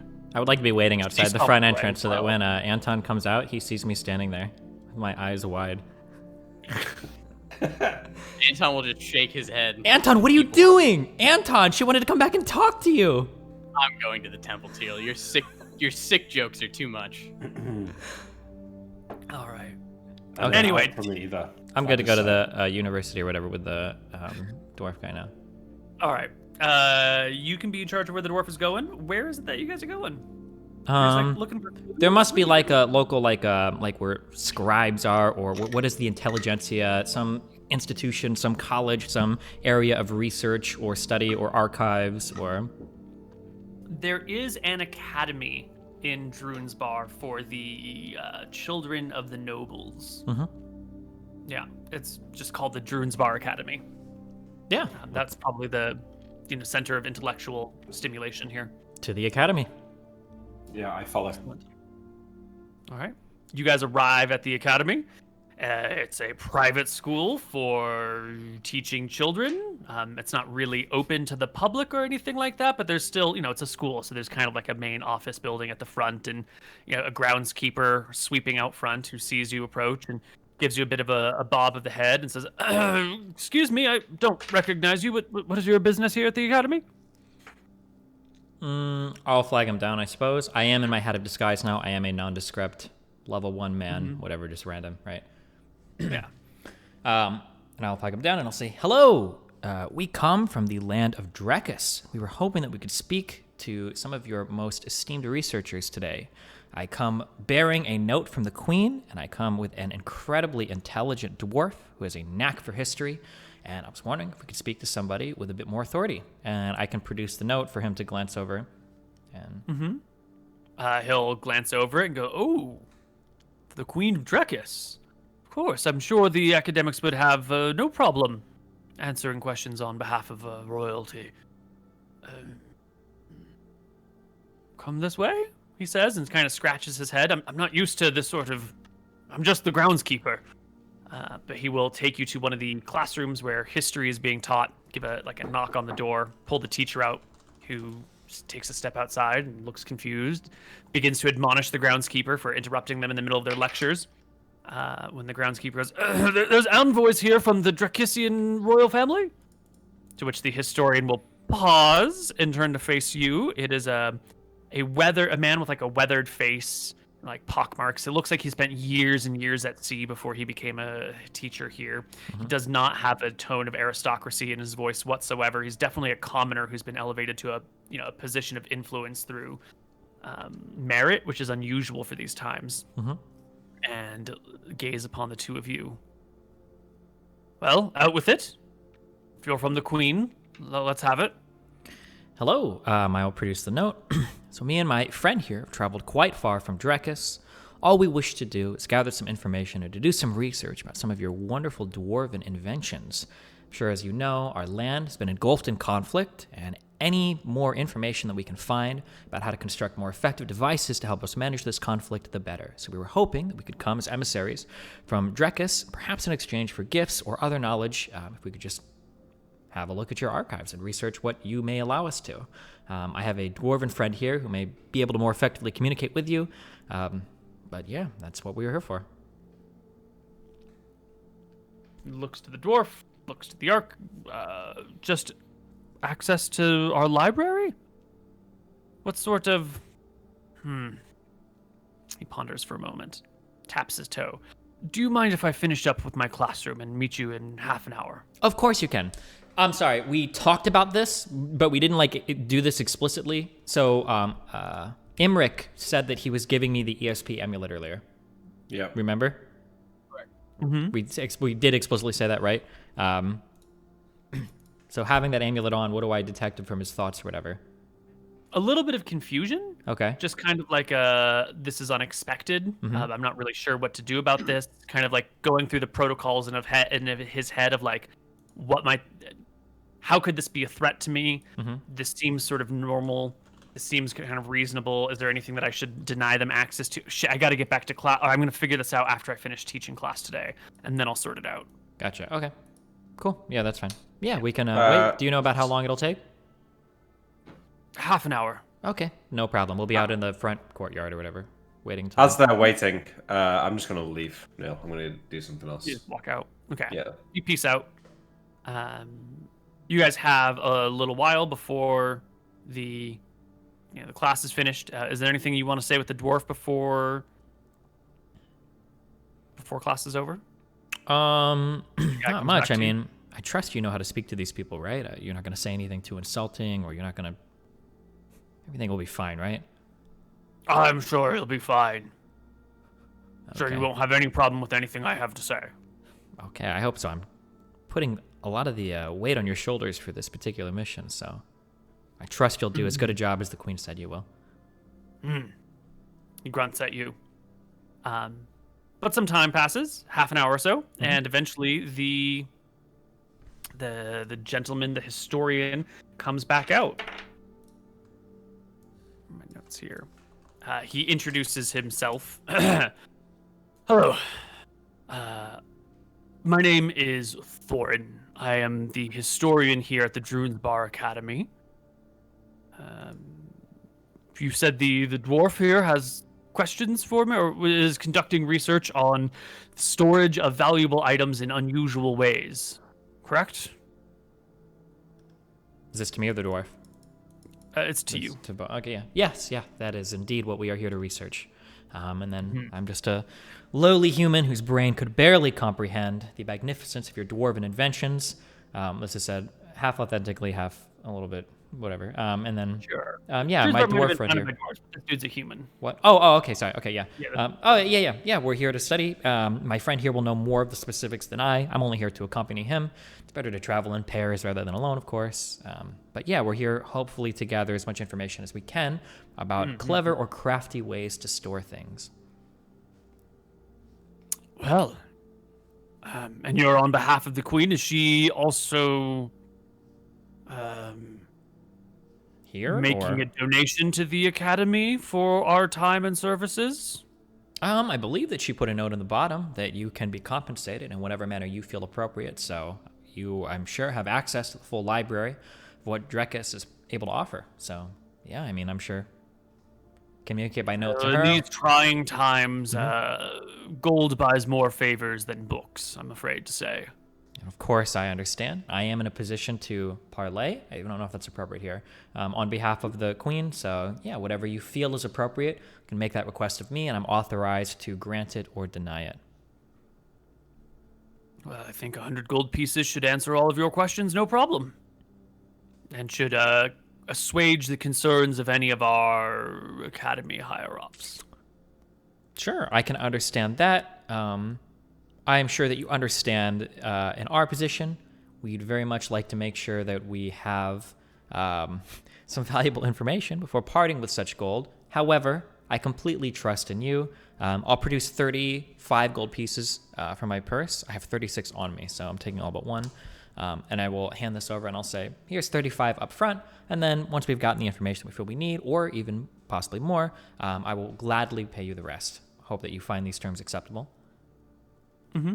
Of course. 35 gold. Please, he'll take you to a small library that they have in the basement of the academy. Mm-hmm. And he'll watch over you and make small talk as the dwarf, flips through things and looks through things. Mm-hmm. But he'll stick around with you. If you'd like the dwarf to do any RP in this situation, you should RP the dwarf yourself. Yeah, I guess I just kind of want him to go around and read and look for information about the key. I don't know if he necessarily needs to say anything, but we'll probably wait for like 30 minutes to see if he feels like he comes across any relevant books that might have information related to it. Yeah, so he starts, pulling through books, looking at titles. The historian here can point him in the direction of a couple of interesting notions. No one specifically mentions the tomb of Vlad Orwell, though. Mm-hmm. Ormor. He doesn't necessarily need to look for a specific mention, but perhaps a book on clever keys or locks that might mention a type of lock that would be like matching the description. Like, in the past, it's been rumored that a 10 power, a very heavy metallic key has been used for or something like that. Yeah, most of their books here are going to be like historical books or like lines of kings and queens, happenings of the world. There's not really like this is our book on locks, Mm-hmm. Because everything's written by hand. Those books just don't get written very often. Mm-hmm. But he will dig around and eventually come up with a history of Drune's Bar book, which will mention Vlad Ormor Mm-hmm. in it. And digging around in it, it will mention that when he was buried, he was sealed in a tomb beyond lockpicking and magic spells.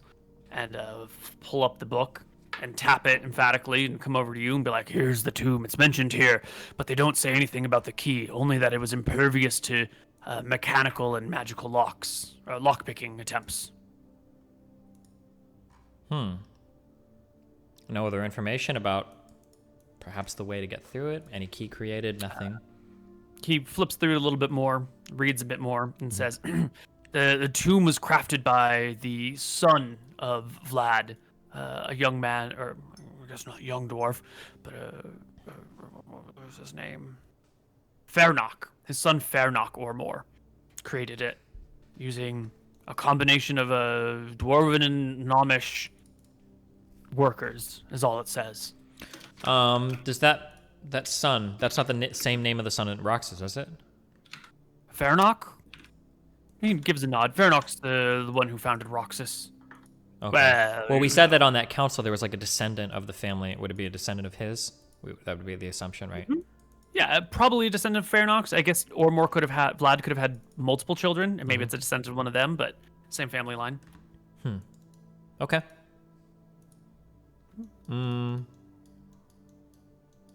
Yeah, I believe that's all the Do information. you want to use it as a starting point to further your conversation, or is that all you want from this library? I suppose I'll chat with the human that's down here. Is somebody that works at the academy, so he should be fairly knowledgeable. Yeah. Yeah. So one of these locks is of great interest. A lock that can't be picked, a lock that can't be magically broken into. This sounds to be a lock of clever invention. Are you guys able to produce more of these? He comes over and takes a look at the book to understand what you're talking about, and goes, "Oh, the tomb of Vlad Ormor. That would be a good place to look. I'm surprised I didn't think of that myself. sealed with a massive stone slab weighing thousands and thousands of pounds, locked with something, I don't know what it looks like, very intricate key, making it almost impossible. It's somehow magically impervious as well. I'd like to see it myself. This is a very interesting invention. Do you know anybody that might know more about it that we could speak with? He chews his lip for a little bit. You know, I believe the key... the people of Roxas made this, which are only tangentially related to the people here in Druinsbar. We like to think of ourselves as quite separate. But, something about importing dwarves and gnomes, something about the key. It should be the people of Roxas would know. Does it feel like he's holding? So with my ESP amulet, does it feel like he's holding information back from me that he's scared to say, or does it feel like he's genuinely reaching into his mind and he just can't find anything? He's generally reaching into his mind. This is an area that he only knows by rough reputation. Like, Okay. you know, you and I might know Joan of Arc was a young woman who led armies and came from like low status, but that's probably all we really know about her. Gotcha. Okay. Thank you. I appreciate your time. This seems to be the perfect mechanism for what we have in mind. So perhaps we will head down to Roxas and inquire there for if they know anything more about how to construct such a lock. He looks awkwardly to the dwarf. I don't mean to be racist or anything, but you know how dwarves like to hold on to things for long periods of time, you know, keeping their history and whatnot. The dwarf just bobs his head along and mumbles, "That's not racist at all. It's just good thinking." Wait, what is that in response to? To It's the a good thing to keep the key for a long time. Is kind of what he's saying, right? Oh, sure. Okay. Okay, sounds good. Thank you. We appreciate it. We'll take our right. leave. Okay. We're gonna flip quick over to Nick. Imric, what's going on? You left. I'm just gonna wander around the town. I was maybe looking to find the mayor's house. Yes, it's very easy to find the mayor's manor in the middle of town. What kind of wall gate situation are we talking about here? 10-foot wall with made out of brick with metal spikes going around the top of it. A single gate in the middle with 4 guards on it. It also looks like this manor is a center of business, of government. You know, like almost like a White House thing where when you're in office, you work and live in the manor in the middle of town. So there are soldiers. It's gated. So there's a lot of people coming and going, is what you're saying? There, over the course of a day, many people will come and go. At the moment, it appears that like there's no one here. How quick are they? I'll wait around. I'm gonna watch it. I want to watch the gate. How quick are they to like close the gate after people go in? Like, easily could I sneak in with invisibility or not? They'll like slide the gate open enough for the person to come through, but it's not like there's a lot of space. They seem to be aware that, you know, people are invisible at times. Or, you know, just good security protocol not to open gates too big. Yeah, okay. I mean, I'll wander around. I'm not gonna make a move or anything like that. I guess I'll just scope the town out a little bit. You can switch to Anton. Sure. I don't think I'm doing anything in particular. Anton, you were heading to the temple in town. Yeah, just what temple is it? It is a... Like some shitty dwarven gun. It is the first temple you come across is a temple of Rossi, goddess of death. It's a small little temple, though. It's like, you know, room for maybe 10 people inside at a time. I'll go inside quickly and visit the Belthara shrine and drop a little bit of my Velthara. Sorry. I have Velthara temple soil, so I'll put a little bit down. You sprinkle some soil from Velthara in the Temple of Varasi. Yeah. One of the priestesses nearby comes up to you with a polite bow. Recognizing that you're a cleric of Velthara, she will say, Father of Velthara, what brings you to our small shrine? In Eridonian? I'll speak back in Eridonian. Just visiting. It's always good to go see how other neighboring countries and states are doing. Trying to put the faith more together rather than nation states. Of course. Is there anything I can do to help, or shall I leave you to your business? What temples are in Drunsbar, and what temples are in Roxas? There is a large temple on the south side of town that's sort of devoted to all deities. I manage our Verasi shrine here, and there are a couple more shrines. One to Martha, one to Tempos, and another one to Ephra. What does it take to erect a shrine in town? A right to the land and the resources to build it. Very cool. Very interesting. There's no regulation in Drunsbar regarding the placement of holy places. Although I hear some of the less free cities have heavy regulation on where things can be built. And what of Roxas? I've never been myself, but I would expect a couple of shrines to Seor. It's a large mining town and what would you call it? A production hub. There are a great many smiths that supply tools, weapons, raw materials to. They travel north towards Akuba and up to Drunsbar, Shelton, even sometimes trading with a few of the elves, although mostly just raw materials. The elves prefer to make their own work. Is the journey safe? Is it usually, does the Blue Dragon I hear ever come visit? Azeron rarely flies north of the Draken Wastes. Roxas has a great tower in the middle that keeps the dragons at bay, they say. Very interesting. Mm-hmm. Awesome. Well, thank you very much. Although the northern section of the Draken Range does have the Wyvern or two, and the Hogwind Plains are known to have various monsters throughout them. Do tell. Which ones?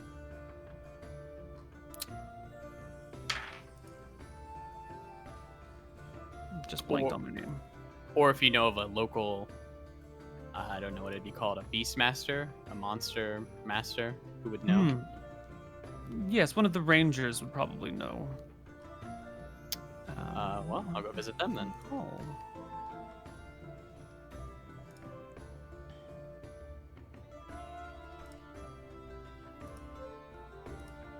Also, does the Cleric of Verasi man this temple, or is it just run by priests?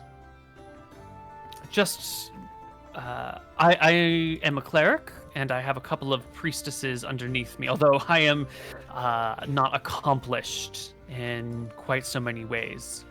Just good at spreading the great word of Verasi, goddess of death, making sure people give her the appropriate attention she deserves, for all of our lives end eventually.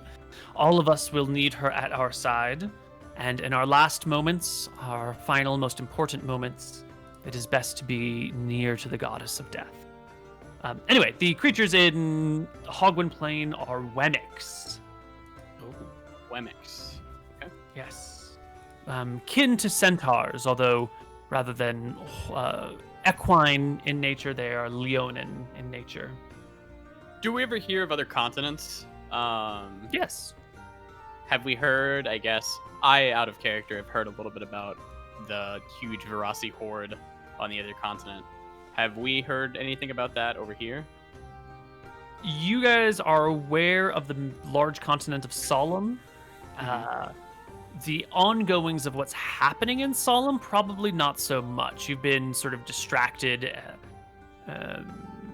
You would know that there is sort of like disruption and disorder, and that they're involved in some sort of like large-scale conflict. And that Verasi is, a champion of one of the sides, but that's not too uncommon. Every time an army marches somewhere, they've got some god or goddess on their flag. And I guess you would probably know that Verasi's the patron of some side over there. I'll remark, seems Verasi may be spreading too much death. lately, but could just be a cleric of Elthara's opinion. Well, the amount of death never really changes. It's only the times at which it changes. All these people were fated to die. Their numbers just came up sooner than they expected. It doesn't seem Quite worrying. inappropriate for there to be too much. Quite troublesome. Well, Have you considered the fact that maybe they all had it coming? Not that many people have death coming, that's for sure. I'd like to do petty revenge, not eye for an eye. All right. I'll be off. Thank you very much. And I'll go back to the tavern. All right. It sounds like the party can gather together later that afternoon after books have been gone through, clerics spoken with, and a town ambled around while invisible, trying not to bump into folks. Nick, give me a dex check, see if you can navigate the whole town the whole day without running into anyone. It's probably fine, but you're right. There's a non-zero chance you roll like a 1 and you like knock something over and you get chased through the streets and someone webs you and someone else burns it and everyone dies. So getting back to the tavern then, I assume we're ending now, but I think the last thing to do here is I went to the mayor's manor. Seems to be that's where the government of the town is run from. There were plenty of important looking people going to and from, and 4 guards on the gate. I suggest that our dwarf friend and Tyrael here should head there and try and catch an audience. Head there in the morning, then. Catch an audience for what? With the governor. What do we need to talk to him for? Do you not think that that's the most likely place to stumble upon a lead? We already have a lead, don't we? Nothing confirmed. I think going down to Roxas, using the same excuse that we had here, that we're trying to study this, I think that if we can find a descendant or somebody to talk to, they might have more information. I don't know if we'd get anything more from the governor than that, right? I agree that it's the best leads are probably found in Roxas. Okay. Yeah, I think it's fine. But talk to as few people as possible. There's no reason to risk fucking anything up. Anton will take leave to his room. Then let's prepare for the journey across the plains then. Shall we leave on the morrow? Let's leave on the morrow. All right. I shall prepare my spells for travel. Great. We'll go back to our that room. night, Tyrael, I need you to make me a saving throw versus spell. Okay. Okay, and then I think it's supposed to be 1 lower right now because of my ring of protection. I think that's not accounted for, right? That sounds about right. Okay, and I'm trying to roll a 12 or higher, or 12 or lower. Higher. Okay. Okay. Why? Well, you go to open your door to go to your bedroom. When all of a sudden darkness comes over you. You can see the light fading from your vision, becoming but a tiny pinhole before it kind of breaks, pauses, and reverses, and you can snap around and look about for a moment, but you are almost blinded. Do I see anybody in the room? No.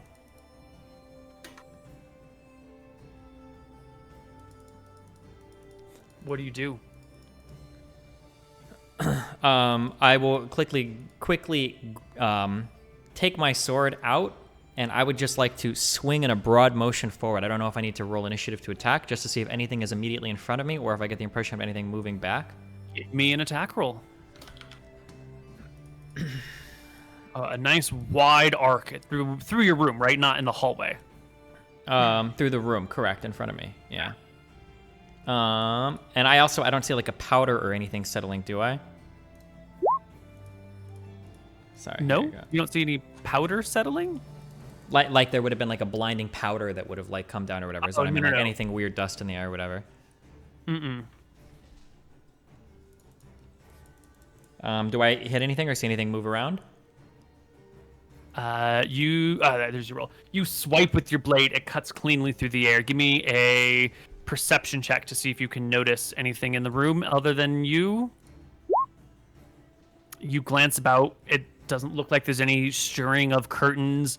Your bed hasn't been adjusted in any way, shape, or form. Everything seems as you left it, but you were definitely attacked with a spell, 100%. Okay. Can I sheath my sword and just stand for a moment? And just wait? I'll wait for 20 seconds. Sheath your sword and wait in the middle of the hallway or in your room? Where are you when you wait? Just at the entrance to my room. I would just like to peer into my room and stare and watch and wait. Nothing happens. I'll wait another minute. You hear some commotion on the stairs, but it's just, another patron coming up the stairs to go to their bedroom, and they go into their room, and you're still waiting. Okay. Can I move down? I would like to go downstairs to the... is the bar still open? Are they still serving anything? Oh, yeah. Okay. I would like to go down, and I would like to purchase a drink of their darkest red wine. Okay. They will sell you a glass of red wine for, 5 silver. Okay. Hold on. I will subtract it from my sheet. 5 silver for a wine? Really? When the Yeah. room was 5 silver? Yeah, because he Nice wanted wine. the darkest red wine, and you guys are kind of, fancy to begin with, but the nice red wine here comes from the Elven lands, and that shit is deep red and pricey as crap. It's Can like I- 50 bucks a glass, it's pricey wine. I would like to walk back upstairs outside of the in the hallway. I would like to be outside of Anton's room. Mm-hmm. I would like to douse myself with the red wine near my You're gonna midsection. stain your clothes. Yes, I would like to douse over my garments. I'm sure I should have some sleeping clothes on or something. No, or can I have like a sleeping outfit? Do I have a sleeping outfit? Well, on your character sheet, how much weight of clothes do you carry? We have noble clothing, which is supposed to be light, so only 2 pounds 2 or whatever. pounds. Yeah, so you've just got the one set of like nice silks that you wear, and if you douse it with wine, you're gonna stain the silks forever. You'll never get it out. True. Okay. You know what? In that case, I'll set the wine aside. I can drink this later. I would like to don my hat of disguise, and I would like to look identical as to what I look now, except I would like to have my tunic look as though it is stained red with blood. I'd like to do that instead. Oh yeah, it's bloodied. Okay. Did I do that? Okay. I would like to pound on Anton's door and scream, "Brother, help! Brother, help!" I mean, I'm rolling a perception check. Yep. Anton will get up and slowly walk to the door and open it. As he opens it, I would like to fall into the room, searching for him. "Brother, I can't see. I was blinded immediately, and I think somebody came up and they stabbed me and they stole my coin purse. I need help. Can you cure me, please?" And I would like to roll over to my bloodied cloak as I roll on the floor in agony. I think the dagger may have been poisoned. That's terrible. How are you blinded, I'll ask. I don't know, brother. Please help. I'm losing blood. I'll make a... So he's like the boy who cried wolf at this point, He's fucked with me so much. I don't even believe him. He got stabbed in here. I would have heard him yell. That's true. There was no cry of pain. No from cry the of pain, stab. nothing. Anton's actually just gonna kick him, tell him to get the fuck out. I don't know if I have to hit. Yeah, I think he's lying on the ground. Sure. You can kick him. It's fine. I'll kick him. Get out of here. Okay. I'll stand up, laughing a little bit. And I'll give him the old... I'm watching him. And I'll leave the room, I'll close the door, and I'll open my room. I'll go to sleep. Okay. Everyone goes to sleep. Everything's fine.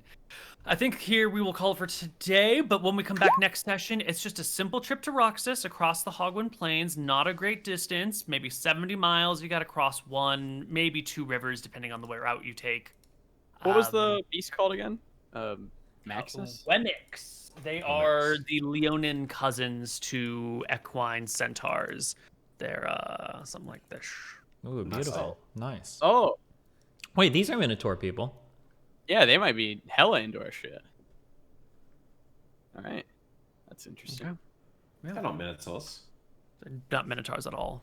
Yes. Wait, they're not Minotaurs? There's, I don't know, there's a like difference half between lion, Minotaur and half Centaur, man. I guess. They're human... They have human bodies and horse bodies. No, Human no, tops and no, horse... No, it's lions. Lion body mixed with human torso, but also like still lion-esque mane.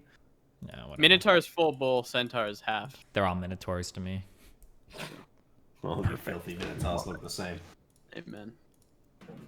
Well, we will call it for the day today. Did we have any questions, or did we have any things to get to before we wrap it up? We don't do XP till we get back, so I don't. Oh, do you have any questions or anything like that from the Patreon? Oh yeah, shit. Oh, you're right. I'm sorry, I wasn't thinking of that. Oh, also, you had a good idea this time, Mr. Moon. I don't remember what it was, but you should write it down. Do you remember what it? Do you remember what it was? It was good enough that I was thinking about stealing it. Dwarf, right? What? Was it bringing a dwarf with us? No, fuck. It was on the ship. Oh, the paper for new ships. Someone said. Oh, it was getting the note from the lady so we could have safe passage. Oh, yeah. Yes. Yeah, that was fun. Write that down. Safe. Okay. All right. Hey, listen. If you like doing Patreon, obviously this isn't my highest viewership content, but it's a lot of fun. If you enjoy this and you like to support it, this stuff just makes it a little bit more financially viable for us. Here's the Patreon if you want to sign up. Love you very much. And then depending on your tier, you can submit questions if you want us to answer any questions between sessions. So I read those off now. Okay. The first one, we've got 4 questions today. Are there any other RPG systems other than D&D that you would like to play or DM? This isn't, it says question for all. So Koibu. Do you do like Shadowrun or anything like that, or no? I don't care about rule sets all that much, and I found the one that I like, so I'm just happy to do this one until there's a reason to move on, which there probably never will be. 2nd edition for life. True. Okay. Do you think they could ever make a new edition of D&D that brings back some of the gritty nittiness of 2E that can maintain? Oh, totally. Yeah, maybe 6th edition is going to be bomb, and I'll eat these words. Okay, cool. Just great. I doubt it. I'm just gonna move in order the cameras. I've only ever played D&D. Other things sound interesting, but I mean, like, I don't think personally right now there's anything that I like super hate about 2E. Maybe I just don't have experience, so I can't really say. There might be some other system that's like, wow, this is way better, but I haven't seen it yet. And yeah, this is fine. This seems to be a good vehicle for what I enjoy doing. Nick.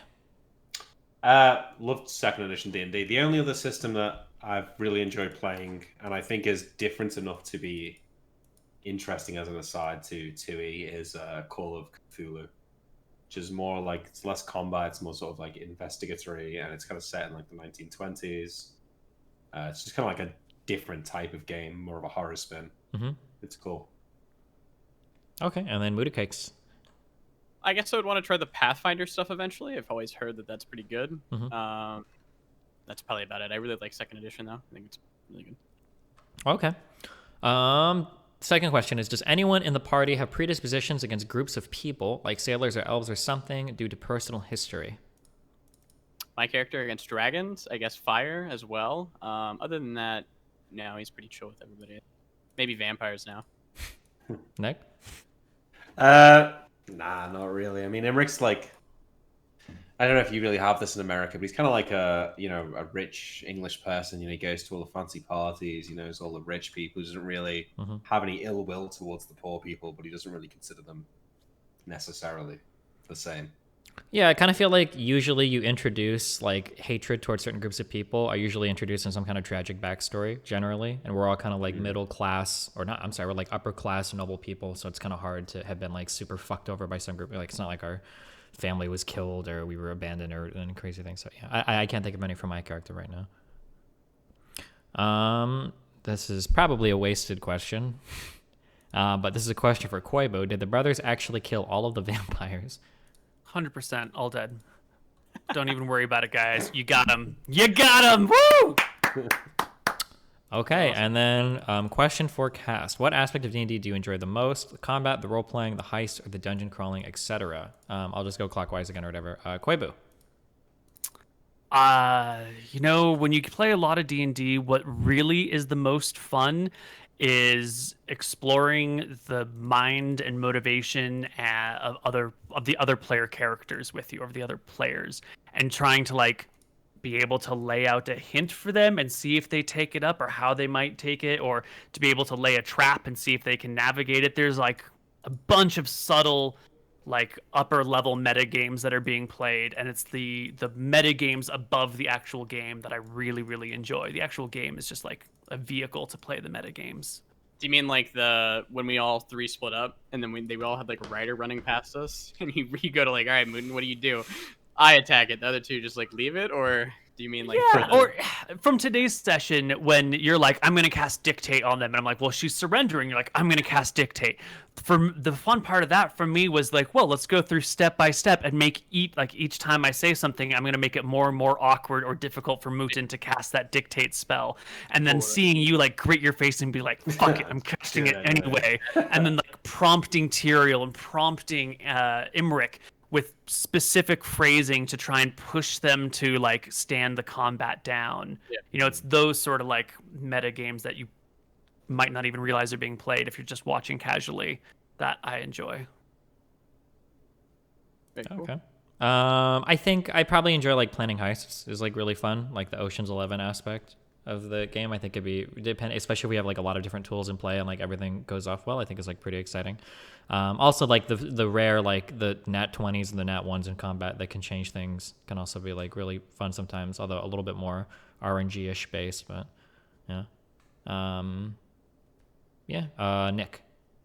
You definitely need a little bit of all four elements, right? I think like the course. times when I enjoy playing D&D the most, so I want to answer role playing, but it's not just like your average encounter. It's like when you've been playing this campaign for a year, maybe even like a year and a half, 2 years, and you're so invested in the story that like you'll be in like a life or death situation, and you really, I mean, it's not like you're really there, but you really feel like the tension and the like you need to make the right decision. You can't fuck this up, and like that's like a feeling like you don't get in any other game or like anything outside like real life, I'd say. So that's what I really like about it.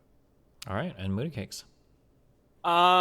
Big fan of the role playing. Probably, I really like the combat. Yeah, I'm a big fan of like the combat.